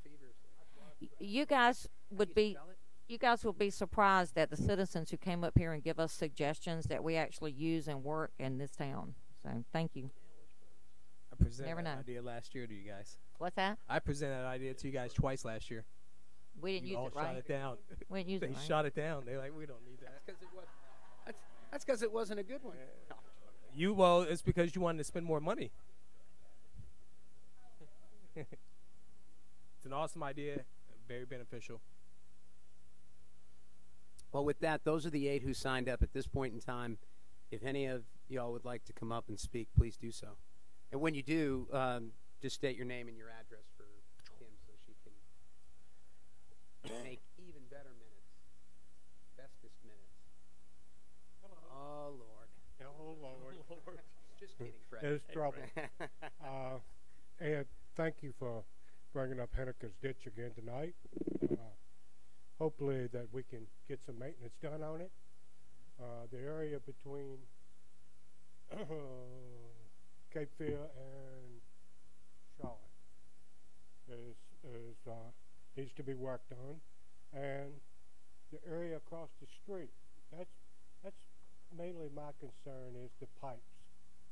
Are we gonna run the cameras through those pipes all the way to the park? I really honestly believe we've got a blockage somewhere along through that, and it's causing some of the problems. Are you listening to me, Ed? He's listening. I'm looking around the room. You look that way. I'm taking notes on what Well, you say. You need to look at this. Well, I'm just saying. I think that- Mark left. Huh? I think Mark's not here, but are we running pipes, cameras? If we run cameras through that, I would really feel more comfortable that I think maybe it's a bicycle wheel up in there somewhere. I don't know. I mean, so that's. You're right, Fred. Huh? You're exactly right. I mean, that's a really good suggestion to run the cameras. We have them, you know. We happen to use, and in fact, we're going to talk about that during our items of business. Well, I know, but like I said, Ed brought some of it up tonight, and I appreciate it. Hopefully, we haven't. You know, we don't have a flood right now, but every time it floods, this whole building here becomes full of people complaining. Mm-hmm. Right now is the time to work on it if we can. That's exactly right. Thank you. Thank you, Fred. We promise it to be done. Anyone else?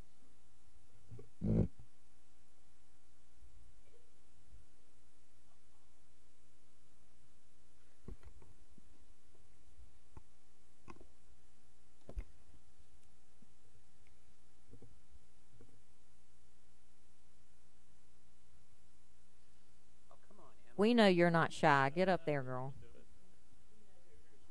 What happened? He knows us. Almost. What's in regards to? They can come up together if they want to. Mom, In mass. Grandma. I'm okay with that. Yeah, I'm okay with that Hey, too. while we're at it, Ed, nothing stopping me from calling the sheriff. Right? Sure. Or all Okay, I'm going to do that. Emma, I used to feel like that too. I just start talking now, and I will do that know. tomorrow. You have his number, Liz, and what you've already. Chief does. Of course. So, you know, this is not her first time in this room. So when she heard what was going on, that Officer Henderson, when this school announced that he was going to work for the Sheriff's Department, she immediately did what she did, got her notebook, and would not let us. She said she wanted to speak. So this is what she's wrote. My name is Emma Gwynn, 107 Allen Palms Drive. Mr. Mayor and Council, I know Officer Henderson is leaving to go to the Sheriff's Department. Sorry. But me and all of my friends love Officer Henderson. These last few weeks have been hard. My little sister Ellie loves Officer Henderson. She's 4. I'm sorry. Whenever she sees Officer Henderson, she throws her iPad on the ground and she has to say hi to Officer Henderson. Ellie will be at Carolina Beach Elementary School next year. I really want her to be with Officer Henderson next year. Officer Henderson is very funny and kind to every student at Carolina Beach Elementary School. We love Officer Henderson. He makes us laugh. And when someone at our school is feeling down, he always is there to light up our day. On Friday, I lost my tooth, and Officer Henderson said, "Great job." I could go on and on about Officer Henderson, but I know other people need to talk. Thank you for your time, Emma Gwynn. Wow, good job, Emma. That was awesome. Hey, Emma, or I could just tell Mema. Y'all can stay. Mema. I promise I will call the sheriff tomorrow. We'll do whatever we can. We know how important he is to you all and to the community. The least we can do. We have 2 more. Do you ladies want to speak? Come on up. Pull it down. Pull it down so you can be heard. That's it. You got to say your name and address. My name is Kylie Hanyuk, and I live in 307 Sumter Avenue, and I really want Officer Henderson to stay at our school. My name is Katie Scarf, and I live in High Grove Place 5724, and I really want Officer Henderson to stay at our school. Thank you, ladies. Thank you. Well said. You guys are good. Yep. We really appreciate you young people participating in our public hearings, and that's exactly what you do. Anytime you want to tell your government or your council something, you have to come up and you express your opinions. We appreciate that. Awesome. Everything in life. Yes. Yeah, everything. You should yeah. communicate. It's a good start. Thank you. Any last call for anybody who'd like to approach council? Okay. Well, we'll move into public hearings. We've got 4 items to cover tonight. The first of which, I think, is Greg here? Yes, He's he is here. right back there. All right. Come on up, Stash. You're not going to make us cry too, are you, Greg? Hey.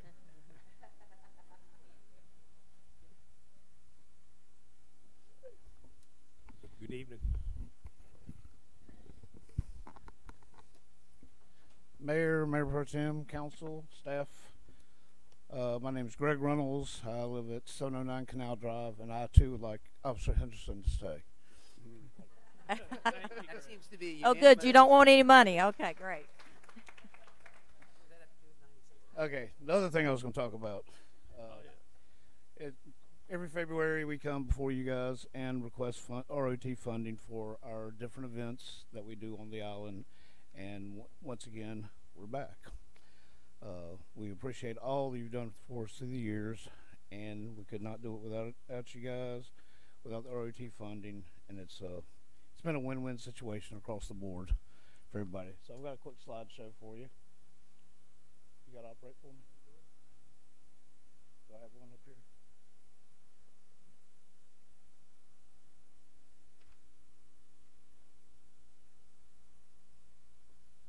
Okay.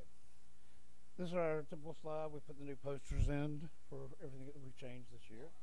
So, again, these are the different events that we do coming up for the 2019 season. In order, got the Seafood Blues and Jazz. It's our 25th year. As you know, the hurricane, once again, hurt us in October, and Fort Fisher got all the damage.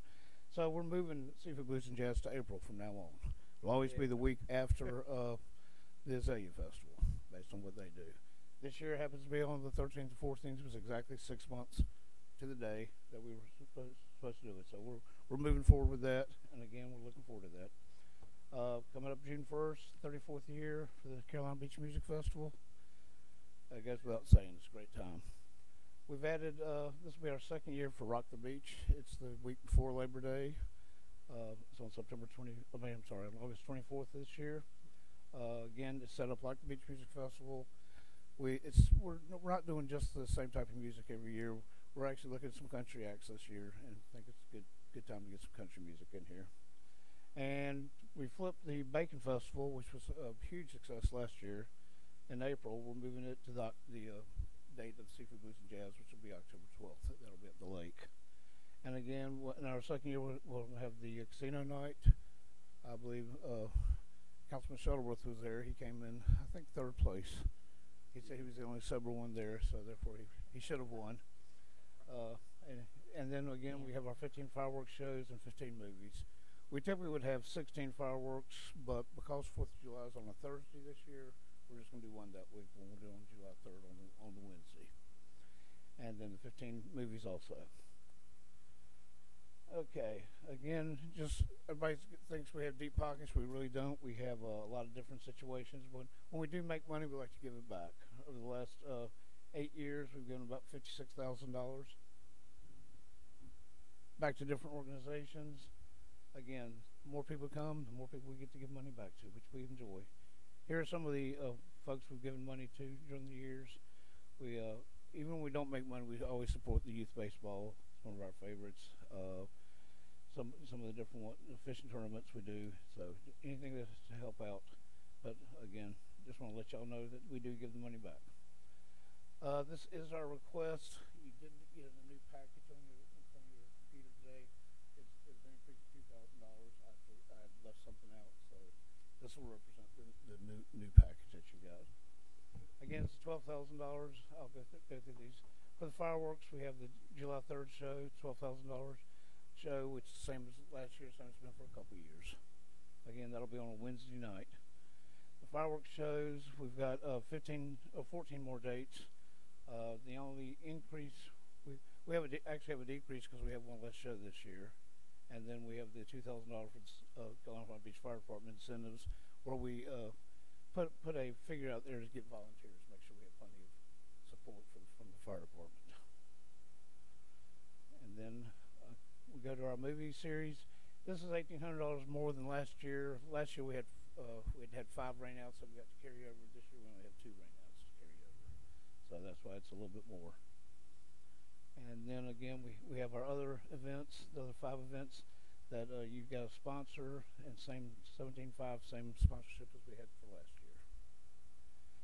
And with that in mind, we also we had the Women in Sharks. They've come back to us again and given us 3 different dates for Pleasure Island Day. I believe we had Mayor Benson and Joe Dan were there last year. We had a wonderful, very interesting time. The mayor can throw a good pitch.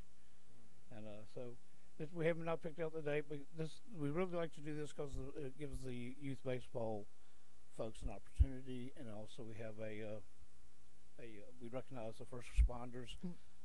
Corporal Henderson was one of them last year, so therefore we'd like to do that again. Again, that's just a way for us to get across the bridge and let everybody know that we do, we're not just a forgotten child down here. We do know what to do. So it's a date we're looking at. And again, here's a wrap up again. It's a total of $98,550. And then again, we did a little calculation in rough estimates. Over 73,000 people attend these events, and we have about 2,500 volunteer hours that we get donated. Anybody in the audience wants to volunteer, give me a call. We have plenty of room for you. And with that, just save the dates. Any questions you have? So, just a couple things. You mentioned Councilman Shuttleworth, which made me just realize it's awful quiet to my right over here. But he has actually been asked to give a speech down in South Carolina, referencing beach renourishment at a conference, beach issues. So he is at work tonight, and he is actually listening in. I spoke to him earlier, so he's not gambling. But just a question, 2 questions, Greg.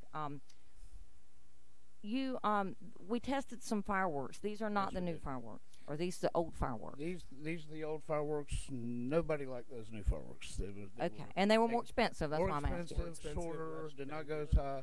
Okay. It did not work. Well, so we're going back to the old way. The only thing I have to say is you guys do an awesome job, and that's an appropriate use of our RT funds. And I think you heard Greg say we have a lot of new people in town. If you want to learn to meet people and learn what goes on, contact him at the chamber, which is right in front of Town Hall, and volunteer. That's all I have to say. Yeah. And with that, we'll come back to council to close, but I'll make a motion to open for public comment, giving you all a chance to say something if you'd like. All in favor? Aye. Aye. Aye. Motion passes. Would anybody like to come and?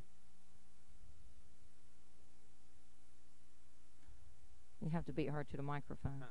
Not hard. Lynn Conto, 807 North Carolina Avenue. I just want to congratulate Greg and his volunteers and his very meager team that truly makes Carolina Beach and the entire entity of Pleasure Island such a great place for families to come visit in the summer. Everyone that I know talks about coming here, seeing the fireworks, the movies. It's a big frigging deal. And you guys do it on a shoestring budget. And I'm telling you, it makes a difference in my life and everyone else on the island. So I just want to thank you and recognize your efforts, Greg. Thanks, Lynn. Anybody else regarding? Patricia. Patricia Jones, 612 Carolina Beach Ave North. I just want to say that in the course of 5 years, for 3.5 of those years, I begged and pleaded to please quit saying free.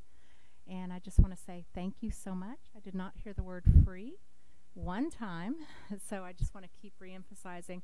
I think that it builds respect for our town that they recognize these are not free movies. That's right. These we do give forth funds that could have gone somewhere else, but we recognize how important it is to put forth a positive show for people. So thank you so much, Greg, for listening and not saying free anymore. Thanks, Trish. Anyone else? All right, make a motion to close public hearing. All in favor? Aye. Aye. Motion passes. Anything? I have one more thing. While we're sitting here, I need to ask permission to use the beach strand for the Beach Music Festival and for Rock the Beach, and then the lake for the Beach Bacon Beer. So we officially request council's permission. Now you can vote. So my only concern with the fireworks is I think we don't educate our visitors enough in regards to the debris that lands. Okay. Anytime that you're out there, it does feel like it's snowing pebbles on you. If you, depending on how close you want to get, you kind of have to do the dodge method. I think if we could put some sort of signage or in the volunteers from the fire department to kind of say, hey, stay back a little bit further than normal. That's a good point. Yeah. Mm-hmm. So I go often. It's Get don't wear linen. So. Greg, how long has the chamber been in Carolina Beach? This is our 81st year. What is it? 81st year. Wow, you're a miracle. It's a lot of commitment. He was in his 20s. Every year. What was it like back then, Fred? Can you hear me? Sorry. Hey, look, I'm sorry, Father Time. I didn't mean to wake you. He knows I can get away with it. Sorry, Greg. Sideshow. And again, we'd like to have a vote so we can go and sign contracts and everything. Okay. So. With that, I make a motion that we approve the Chamber's request for $96,550 out of the second 3% of the RRT. All those in favor? Aye. Aye. Motion passes unanimously. I didn't get a unanimous vote this time, Shuttleworth. Thanks, guys.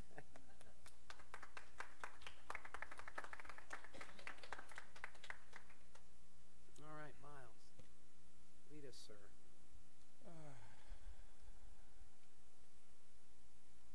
Yeah, hold on. Good evening, Mayor and Council. I'm happy to be in front of you again for a couple different presentations tonight. The first of which, I believe, is the corner sign text amendment. Correct me now if that's not the proper order in the agenda. That's right. All right. So, first text amendment of the evening is to amend Chapter 40, Article 8, Section 40-228 to create an allowance for larger signs on, always allow, it's annoying me, on lot properties in commercial zoning districts in the town of Carolina Beach. So, the property that is behind this is the Bryant Real Estate Building at 1230 North Lake Park Boulevard, right at the corner there as we enter the island. It's a very noticeable property, and they came in with a sign request that we had to deny based on our zoning ordinance, and so they came back and said, let's look at this and see if there's not a way we could find a compromise, essentially. So a little bit of education. They are what is called a double frontage lot. They face two different streets and are, letter A here, a corner lot. So you can see from the diagram that lots come in all shapes and sizes, and that these A's on corners are all examples of how you will have a double frontage. The other type of double frontage lot is a through lot. Now, a through lot, like Lot C here, is treated differently in the sign ordinance than a corner lot. Currently, is first rule here, if signs are allowed on separate frontages, each sign may use the maximum size allowable. However, if the second sign is on a corner, then the total square footage of the two signs shall not exceed the maximum size allowed. Now, in the case of a permanent freestanding sign, that size is based on the square footage of the building. So what this is saying, if we go back, is that Lot C, because it has two independent frontages, is allowed to have a sign of the maximum size for a detached sign there, a freestanding sign, whereas Lots A, because their frontages connect to one another, they would be limited to only the maximum square footage of one frontage for both of their frontages on a corner lot. Does that make sense? Please go ahead and stop me now if that doesn't, because I'll explain it further. All right, moving on. So in addition to the maximum area per face, signs are kept at a maximum height of 20 feet in the CBD and other general zoning district, commercial zoning districts, and 25 feet in highway, business, and industrial, and they're supposed to have a minimum setback of 10 feet, basically trying to keep things from turning into large, massive, gaudy structures. Now, the new language that we're proposing, and we worked with Bryant Real Estate to come up with, was an addition to that original section that I was reading about double frontage lots. So it will read, if signs are used on separate frontages, each sign may use the maximum size allowable. If the second sign is on a corner, then the total square footage of the two signs shall not exceed the maximum size allowance, except when a corner lot meets the following criteria. 1. The corner lot is located in a commercial zone. 2. The lot is larger than 30,000 square feet. 3. The sign is limited to 10 feet in height as opposed to the possible 20 or 25. And 4. The sign is set back an additional 5 feet beyond the required 10-foot setback from all property lines. Meeting the 4 criteria above will permit each sign on a corner lot to use the maximum size allowable for a freestanding sign on each frontage. So what that is saying is that if a lot meets the 4 criteria a lot and a sign design meet the 4 criteria set up above, they will be allowed to, a corner lot would be allowed to be treated the same way as a double frontage through lot. Since the through lot gets maximum size percentage, these larger corner lots would also have the opportunity to utilize that if they wanted to. Now, before you ask, there are 18 properties in the town of Carolina Beach, and I'm prepared to go through every single one of them if you would like. They're all primarily located in commercial or multifamily zones, and most of them are already developed in a manner that would require the alteration or redevelopment of a parking lot, a building, etc., in order to incorporate a sign of this size if they chose to. And so this allowance would only open up, as far as I could tell from my research, the possibility of 18 signs like this to be built in the entirety of Carolina Beach. So we can go through, 2 by 2 here. What size is the maximum size we're talking about? So, oops, sorry, going wrong. And do you have some rendering of it? Or? Yeah. For the record, I do not have a rendering of the sign because this is a general sign text amendment. The applicant is here tonight, and they will have some greater information on that. I know that they do have a presentation they plan to show you all as well. The maximum size is listed here based on, arrows, thanks Jeremy. The maximum size is based on the size of the building, as I referenced earlier. So in this case, you'd be talking about an 8 by 8 square foot sign on 2 lot frontages based on the size of, Bryant Real Estate for this example. But even on the biggest buildings in town, you're talking about a 10 by, 200 square foot signs, 10 by 10.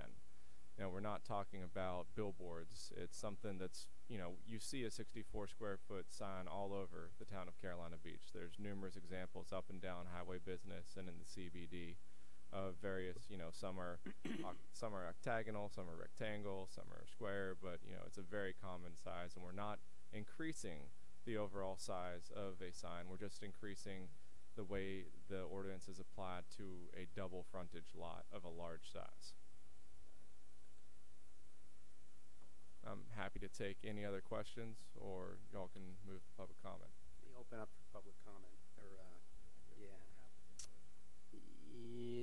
Is he here? Oh, Mr. Bryant. Yeah, sure. Yeah, come on up. Yeah. I glossed right over you.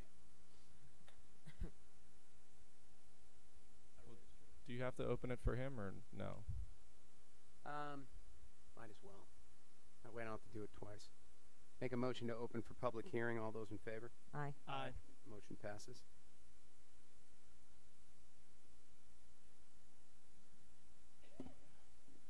Good evening. My name is Mark Bryant. I'm with Bryant Real Estate. We've been a family-owned and operated business for over 67 years and have been a part of Carolina Beach for the last 20.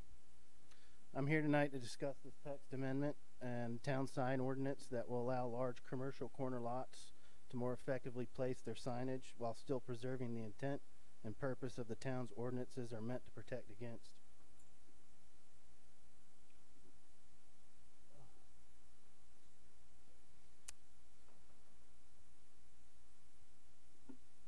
Large commercial signs are definitely an eyesore, and they need to be regulated and to retain the aesthetic look of our community. As a whole, I believe and support the current sign ordinance. I am the last person who wants to drive over Snows Cut Bridge and think I just pulled into Myrtle Beach.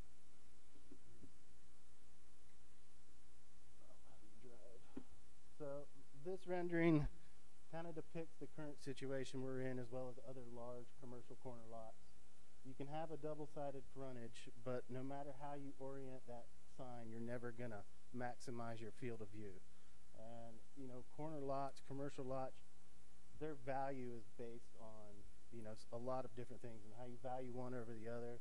In this instance with corner lots, there is a higher value placed on having two road frontages, and not being able to maximize or reach all of that field of view is why I'm here. So with the proposed amendment, it basically does allow you to have two signs approaching on each side of the road frontages, which do allow you to cover that area. We wanted to make it more stringent and strict by increasing the setbacks, minimizing it to a certain square footage, a lot size, which limits it to the 18 properties, as well as reducing the height limits. What that does for you is it really increases the restrictions that are allowed and creates more, the signs that are allowed to be ground signs and monument signs, which typically are more aesthetically pleasing than your tall billboard pole signs. Again, these are kind of what I refer to as monument signs, the ground signs, which are an effect of reducing the height limit, the setback, and on the large corner lots. This is kind of a rendering of what we're proposing for our office here. And again, there would be another angle out here, which would face North Lake Park Boulevard.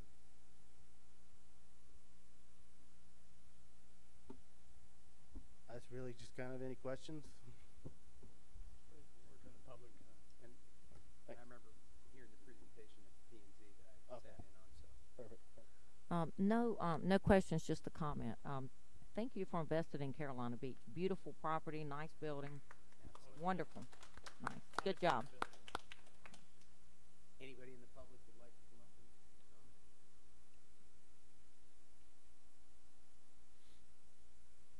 Thank you. Obviously, we faced the same. We went with a two-sided and did the 4x8 going each direction. I assume by commercial, where you had written commercial, you were including each of the zones that you had before. It would be, yes, all 6. Okay, just checking to make sure it was all done. He just didn't want to go through mine. Thanks, Trish. Anyone else? Yeah. Okay, with that, I make a motion to close public hearing. All in favor? Aye. Aye. Motion passes. Okay, council. I'm fine with it. Like I said, I mean, I appreciate the investment that you guys have made in Carolina Beach. Beautiful, beautiful building. I hope you saw a lot of real estate. But, you know, that doesn't mean I understand how the ordinance goes. Of course, we want you to be able to do it, so we got to think about how many other people can do the same exact thing. So is there a height restriction? What was that? The current height restriction on a double frontage on any freestanding sign is 20 feet in the CBD and all other, I would describe it as low activity commercial zones, the mix, the MF, the neighborhood business. In highway business and industrial, it's a maximum height of 25 feet. The proposed ordinance would limit these particular double frontage signs on these large lots to a maximum of 10 feet in height. So coming down 10 to 15 feet from the maximum height allowable. 10 feet. So it could be a 10-foot digital sign. Well, digital is something that you'd have to look at elsewhere in the ordinance as well. We have restrictions on that, but theoretically, yes, but it could also be a 20 or 25-foot digital sign. I mean, the digital is not something that we're looking at in this particular text amendment. It is handled elsewhere in the ordinance, though. Just make a motion. Okay. I'll do it. I make a motion to amend Chapter 40, Article 8, Section 40-228 to create an allowance for larger signs on large corner lot properties and commercial zoning districts in the town of Carolina Beach. All those in favor? Mayor. Aye. Aye. Mayor, Pass. I'm sorry. On your screen, there's a statement of approval that needs to be read. I think that's why Miles has it up. It is consistent here. Yeah. Okay. Just that lower part. It is. Got it. Okay. Yeah, go ahead, Joe. All right. Let me, second shot. I make a motion to amend Chapter 40, Article 8, Section 40-228 to allow for larger signs on large corner lot properties in commercial zoning districts in the town of Carolina Beach. It's consistent with the goals and objectives of the adopted land use plan and other long-range plans. All those in favor? Aye. Aye. Motion passes unanimously. Thanks, Mark. Thank you. Thanks, Miles. And I guess you get the next one. You cannot get rid of me that quickly. No. Well, we got a nice compliment on you tonight already. I don't know why people consistently get up here and lie about my happy manner. I remember when the gentleman said he'd been working with Miles? He's comfortable enough to wear pink. Oh, I wouldn't. Yeah. I'm just a little bit disappointed that council put on her jacket, because otherwise you would see there was a pink-blue combo we were both pulling off. You run a tight ship, Ed, I tell you. Mayor, Council, I'm happy to be in front of you for my second presentation of the evening. This is another text amendment to amend Chapter 40, Article 3, Section 40-72, and Article 9, Section 40-261 to allow for the operation of breweries and distilleries in the Central Business District, Zoning District, Commercial 1.1, Commercial 2, and Boardwalk in the 2007 Land Use Plan, and the Industrial I-1 Zoning District, Industrial in 2007 Land Use Plan of the town of Carolina Beach. Whew. All right. So just for anyone that is unaware of the districts we were talking about, we handled distilleries and breweries, or distilleries specifically, in the Highway Business District a couple months ago. We're now looking at them in the Commercial Business District here and the Industrial Business District, or Commercial Industrial District back here. And sorry, this is the Central Business District. I misspoke. It's the Commercial Central Business District. The general statutes that apply to both breweries and distilleries specifically are going to be 18B 1104, 1105, and 1114.7, which are dealing with the permits related to operating a brewery, a distillery, and then having liquor tasting events at a distillery. So there have been a couple state-level decisions recently that opened up the commercial aspects of running a brewery and a distillery, and have basically made it easier for people to potentially make money off of it, make it more of a open commercial activity. The new language you will find in front of you for distilleries will allow their use in the Central Business District as well as the Industrial District, and will be added to the development standards to state that an establishment which meets the definition of distillery shall be permitted in the CBD and I-1 zoning districts, and they shall comply with all provisions of the ABC Commission. If applicable, any distillery establishment that receives a permit from the ABC Commission as a private club shall be considered a bar and tavern and shall meet all requirements for that use. Additionally, for breweries, they will now be allowed in the Central Business District. They were already permitted in Highway Business and the Industrial Zoning District.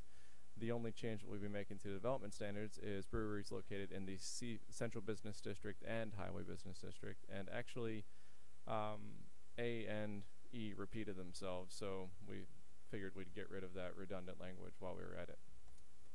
And the CBD is primarily described by 3 different parts of the 2007 Land Use Plan, but the consistency is that you're looking for tourist and family-oriented retail services with less vehicle-dependent commercial businesses, restaurants, entertainment, things of that nature. The industrial district is the opposite of that. You're looking at more of a potential large-scale, larger commercial development, accessed by cars, not necessarily as family-friendly or small business activity, but still a very potential site for a distillery or a brewery.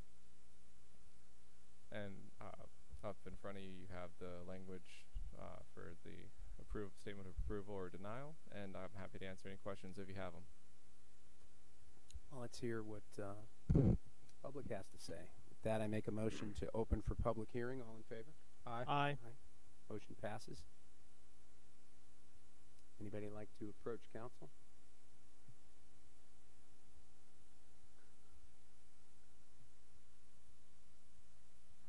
Thank you. 5 years later, we are happy to hear distillery is being added. At some point, I assume we will be talking about wineries and meaderies and cideries. So, yes, I would love that to be open. It falls in with basic economics, too. if another would like to locate, it would actually be beneficial for both the brewery to have that type of activity. It is very much driven by tourism, and I think it fits in very healthy for our community as well. And just a side note for those that do not know, both of those businesses do promote, believe it or not, responsible drinking, very much so, more so than one person might believe from an experience at a bar or a tavern. Thanks, Trish. Anyone else? Okay, with that, I make a motion to close public hearing. All in favor? Aye. Aye. Aye. Motion passes. Council. I don't have a problem with it. I think we talked about this at the last meeting. I like the breweries. I like the distilleries, wineries. Good suggestion. Those are all nice additions to Carolina Beach, and I think exactly what you just said, Patricia. It does promote more responsible drinking and tourism and all those kind of things that draw people to a community. Yeah, fantastic destination. I have a Sure. question. On your page here, it says under committee recommendations, says staff recommends placing additional restrictions beyond those already placed upon them by whatever that says. I didn't catch that part in there. That is just in relation to the size of a pre-established restriction on the size of breweries in the highway business district, limited to 6,000 square feet. The CBD would be limited to that as well. Okay. Just trying to prevent, Miller from coming in and buying up the entire boardwalk potentially, not or a large brewery, I should say. I can't specify a brand, but a potential, purchase of that nature. Sounds good. Okay. Let's make a motion. I want to go back before I do that. Regarding the applicant back in December, Max from Veggie Wagon. Separate issue from this. No, not necessarily. The applicant at the time was only permitted to apply for a highway business district. Are we aware if he's sought a property, and if so, has already applied for his ABC permit? For one, he was not limited in what he applied for. He asked specifically to apply for highway business only because that's where his business interests lie. I believe he does have a property in mind for that, but that's not something that I am. No, I guess what, and I got it, and not that he was wedged into a specific spot, but now that we've opened it up to other places, if he hasn't identified a location for his business, could he not now seek a commercial or industrial? Absolutely. Theoretically, if he did not already have a property, he could pursue a different zoning district if he wished. Yeah, it was just a question. If he'd already applied for his ABC permit, knowing that it's not transferable, then that's an option for him. Yeah, Okay. he And I may think have that's already what we applied talked for about, is that it only made sense to have it also in CBD and industrial and open it up to all those commercial zones. So we're and glad you long brought it term. to us. and the market will dictate that as well. I mean, that's a lot of investment for something like that. Right. Absolutely. Okay. Who wants to read all that? Somebody want to take a motion? I'm making a motion to amend Chapter 40, Article 3, Section 40-72, and Article 9, Section 40-261 to allow for the operation of breweries and distilleries in the Central Business Zoning District, Commercial 1.1, Commercial 2, Boardwalk 2007, Land Use Plan, and Industrial I-1 Zoning District, Industrial 2007 Land Use Plan in the town of Carolina Beach. Good job. Right. Consistency All those in favor? statement. Aye.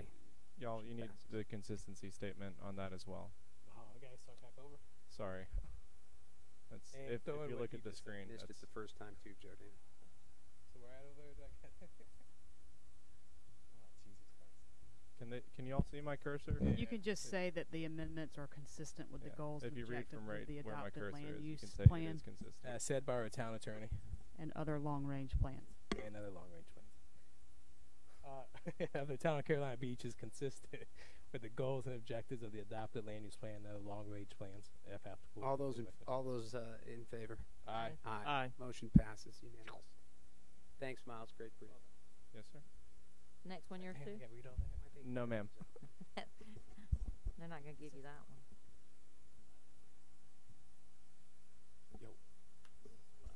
Mayor, Council. Yes. The next item on your agenda, Jeremy is going to present, but just for point of information, y'all will recall that previously we discussed as a result of a lawsuit that was filed against the town by some food truck vendors peeling back from the town's code other brick and mortar requirements. So that's coming back to you tonight for those revisions and some others that staff is suggesting to make it easier to enforce, and Jeremy will walk through that with you. The brick and mortar requirements, there's been some recent case law across the country. There's actually a split, I think, in the federal circuits regarding economic liberty and what's called, protectionism of liberty interests. There's also a clause in the North Carolina Constitution, the Fruits of Labor clause, that has recently been interpreted by the North Carolina court that would suggest that these types of lawsuits the town experienced with a food truck are going to continue to be filed using those three types of vehicles to challenge ordinances that may have previously been enforceable, but at this time, due to current trends in the legal community, may be determined not to be. So my recommendation is that you do remove the brick and mortar requirements, and we've talked about that previously. The other item on there is the itinerant merchant ordinance.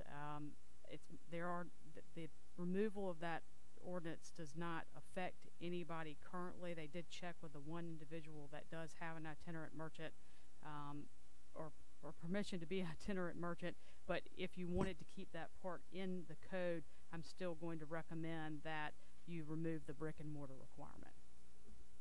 Okay. Yeah, so Mayor, Council, Ms. Fox did a good job of summarizing this, and it was a result of course, the food truck lawsuit that was filed in August.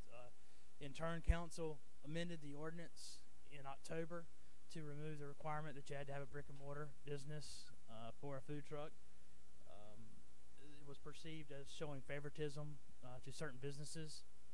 So we went through and identified wherever in the ordinance that had that stipulation that you had to have that primary business in order to receive a permit. In the vending allowance, and this is the existing permits from last year, how many were allowed and then how many we issued. For Freeman Park, there's a stipulation you have to be a property owner or have to be a business in town or own one. So 6 4x4 vehicles are allowed in Freeman Park. We issued 5 permits. 2 push carts are allowed there, and 1 was issued. The Beach Strand, you had to have a business in the CBD.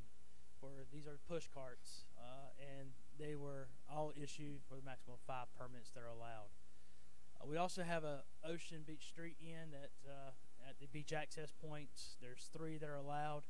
These are stationary carts that cannot be movable or push carts, and these are treated as a lease agreement for $250 a month. It's open to anyone. We issued 2 last year, but these seem to we never issue them for a previous year. No one ever renews their permit.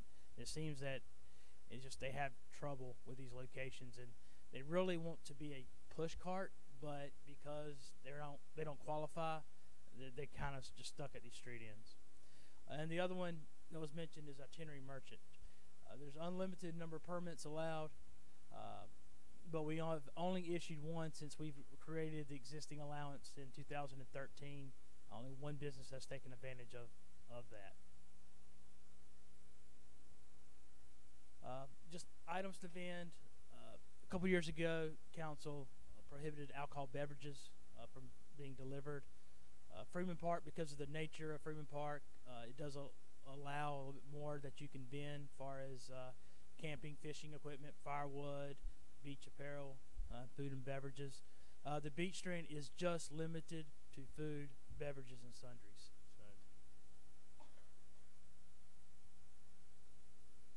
Beach services. The number of permits that are allowed are 3, and these are that deliver, it's not push carts, but deliver umbrellas and beach chairs, and 3 were issued.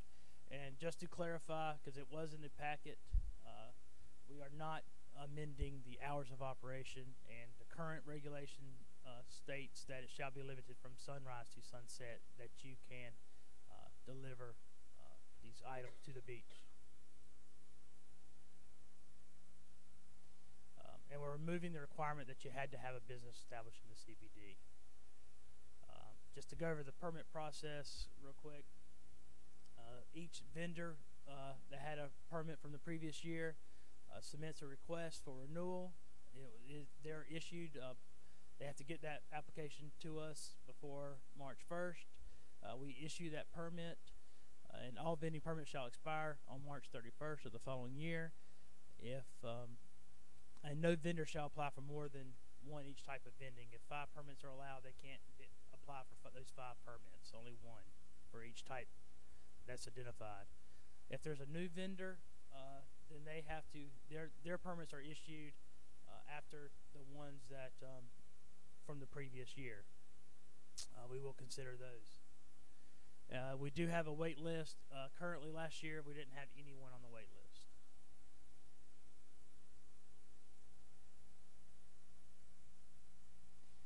Just to go over the proposed changes, we're removing the condition that you are required to have a business in the town or to be a resident for vending and beach services. We are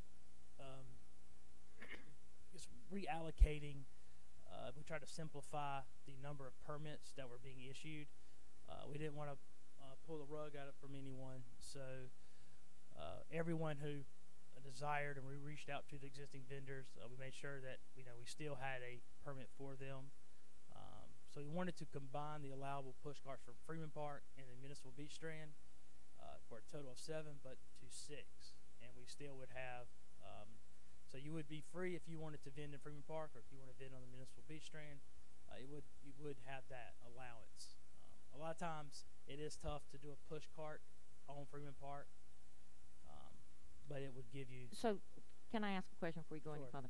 So I wrote down that you have 5 in CBD, 5 push carts.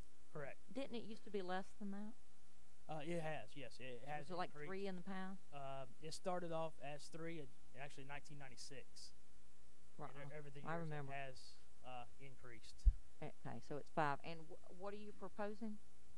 6. Right now there would be 7 for the total beach strand. That number would be 6, and those would be full from the previous permits that were issued last year. But with that, we would also eliminate the 3 beach street ends. So that's 3 vendors that would not be out there. You're just going to say they can go anywhere? Is that kind of what you're saying? The 6, yes, could The 6. converse the beach. Maybe it would help spread them out. They're not maybe on top of each other. And we would also eliminate the itinerary merchant allowance as well. And in there, there was a 1,000-foot distance requirement from the pier that you could not vend. We are proposing to eliminate that as well. Jeremy, the fees that struck me earlier when I was going through the package. Is there a reason why we're raising for instance, the food truck from 100 to 200? So we were reevaluating those fees, and we did pass a commercial pedal vehicle, and we had a fee of 200. We're eliminating the $250 a month for the street end, so we were just bringing the fees up to. The original discussion the previous council had, was we would $100 was the fee for the folks that already had an investment in the town of Carolina Beach. And then if you didn't have an investment, you paid $250 a month. And that was for the street end. So what we tried to do is make it a little more, now most of them will have an investment, but nobody's required to. So that was our reasoning for bumping the fee up. You no longer have an investment, or don't have to have an investment. So you want it to be 7 permits? It'll be Go 6 anywhere. carts and 6 vehicles. And that now the carts will not be limited to Freeman Park or Municipal Beach Strand. They can go anywhere. And the vehicles would have to stay on Freeman Park. So it simplifies. It gets rid of all the tenant merchant or street end things. 6 carts, 6 vehicles. That's it. Well, they're going to all be right in front then. Probably most of them are going to want to That's focus kind of on. my point. Because I was surprised to see that it was 5 instead of what it used to be as 3. So now you're going to have 6. But they're going to be. And right we from the could border. well, right now it's 5 on the Municipal Beach Strand, which they do focus down at the Mm, sure. downtown, and it's 2 on Freeman Park, and they are not really working out that well. So No, you I get could what you're. I get what you're saying. But Right. if I had a push cart, I'd put it right in front of the boardwalk. right. Okay, I'm still listening. Would appear.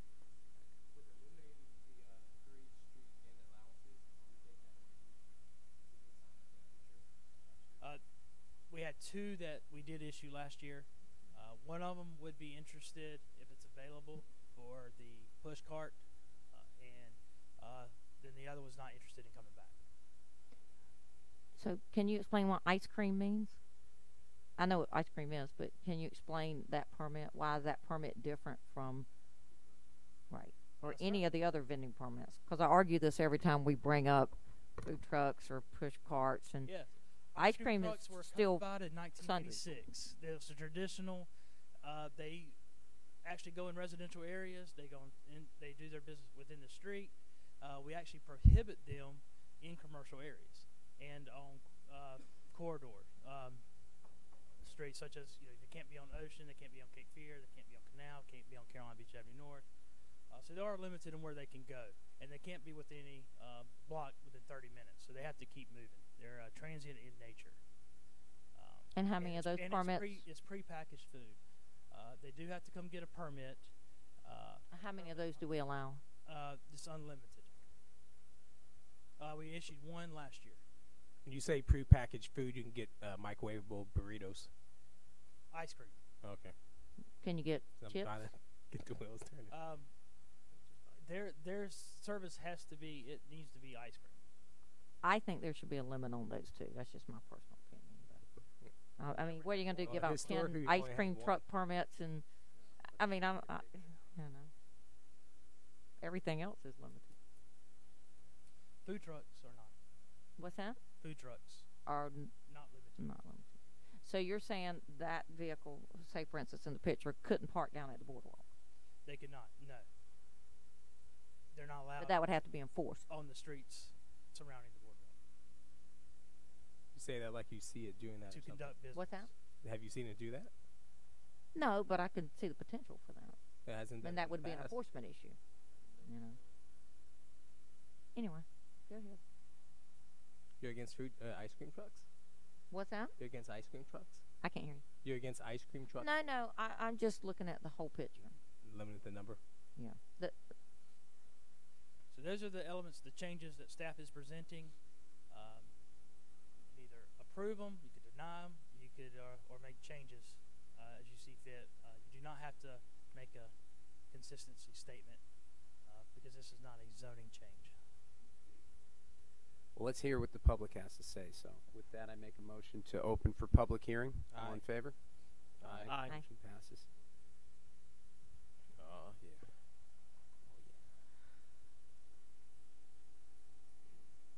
I just got one thing. Why is it that we can't have ice cream truck on Cape Fear Boulevard? I think you can. Is what No. You can.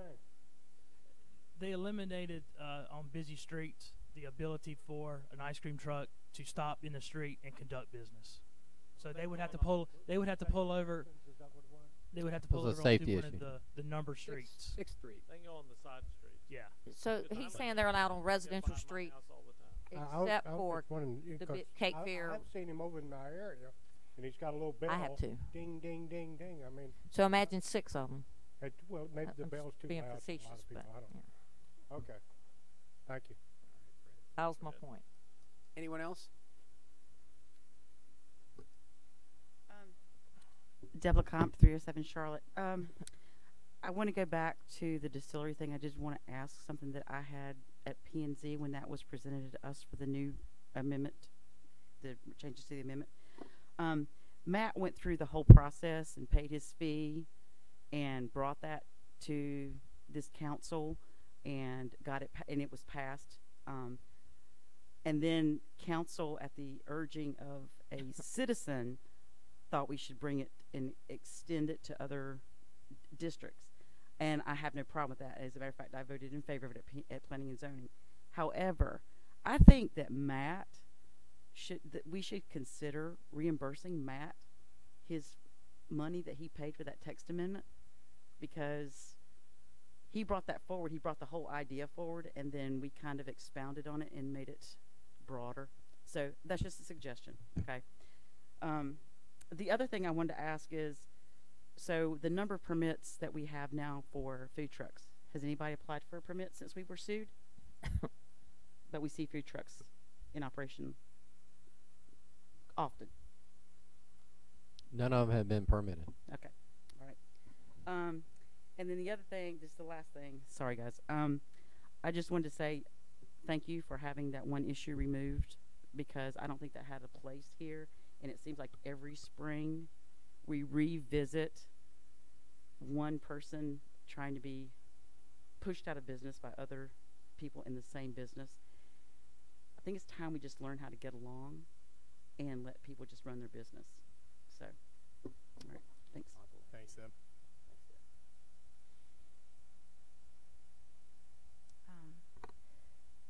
Just to clarify, that wasn't me.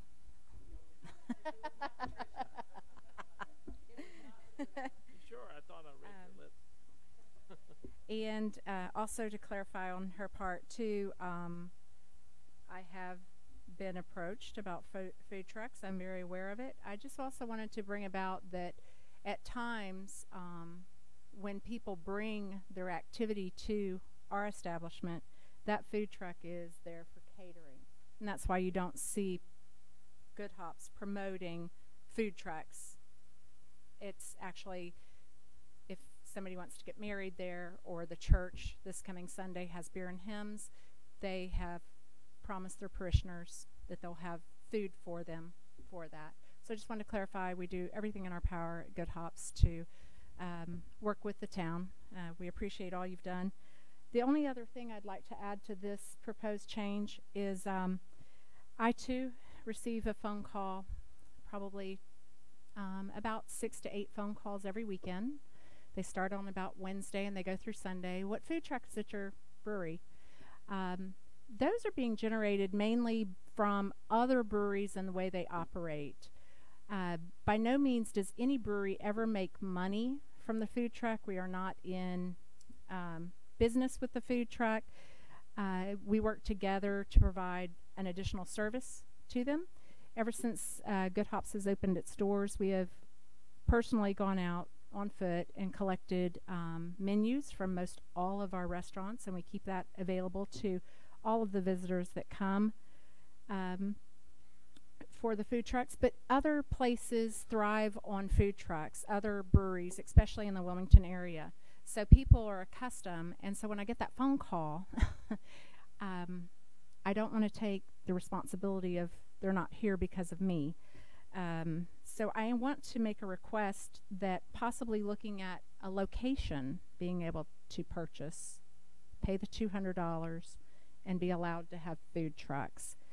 They do that in Southport. It's $50. And then the food truck is limited to that location. And that might help. I know it'll put a little bit more pressure on Jeremy's office, and I apologize for that. But it might also solve some of the concerns that we have as well. My understanding is, and I did speak with Tony from Joe Loves Lobster. He's very unique. He's in high demand. I don't like when he comes. Tony, sorry. People park in my parking lot. They take up spots. They go and get 6 lobster rolls, and then they leave. I never saw one beer. That didn't work out so well for us. But if Tony were to come, which he's willing to do, come and spend his $200 and buy a pass, he's a great businessman, and he will then go and ask for a lot more places in town. One of the things that I heard, where's Sean? Did he leave yet? Nope. Is that the food trucks only want to come when we're busy, and that is true. You know, I've had food trucks ask me, "We'll come if you'll guarantee me $150 or $200 to cover my cost," or something like that. I do not do that. But if I were allowed to get the permit for my location, then that would keep him more in one spot versus going all the way around. I mean, I don't know if that goes, Noel, against protectionism and favoritism, but I know it was something that they did in Southport because it's a small community as well.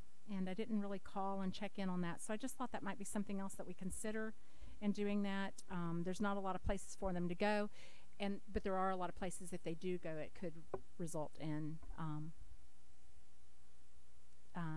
people feeling a little bit of pressure as a restaurant, you know, not being as comfortable as their investment being covered. Just an idea. Good point, and I think the town attorney's going to address that. I'm happy to look at. I know Southport.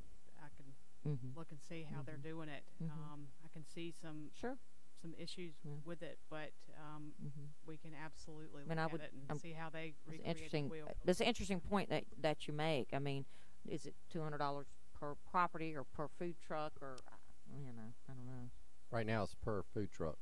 Right, but if she bought the permit for her property, right, we'd have to amend the code if we wanted to take that we'll look route. at that. Thanks, Trish. Anyone else?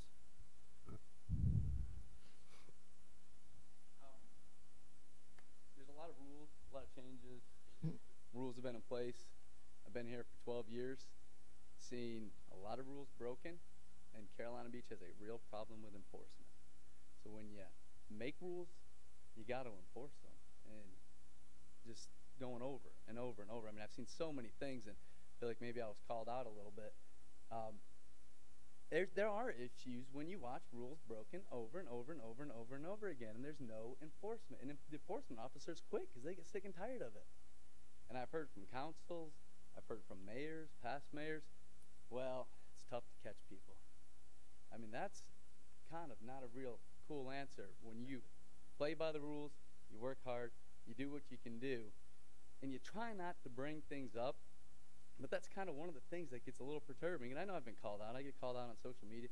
Really try to do a couple good things around here, but it gets a little frustrating when you see things over and over and over again. And I've talked to the council members. I've talked to past council members. I've talked to Ed. I talked to our former town manager, and everyone seems to say the same thing. So I think as the town continues to make rules, change rules, I'm fine with rules or no rules, but if you're going to enforce them, enforce them. I mean, that's all I ask, just simple thing.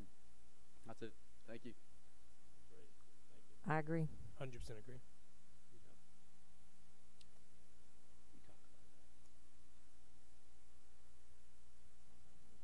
Good evening, Mayor and Council. I'm going to be brief. As far as the itinerant merchant goes, the town worked really, really hard to get that for someone. And now that he doesn't need it, I think that would be wrong to just make it disappear. Just because no one's in line for it doesn't mean next year or next week it might help out another small business.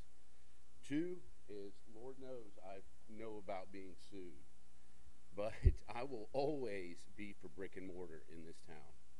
I've been here a long time. I've got 2 businesses. I got over 30 years of businesses in this town. I'm here 365 days a year. And to touch on what Kevin said, I actually spoke with Jeremy today about it. The Gator issue, 17 years with no issues. All of a sudden, the last 2 years.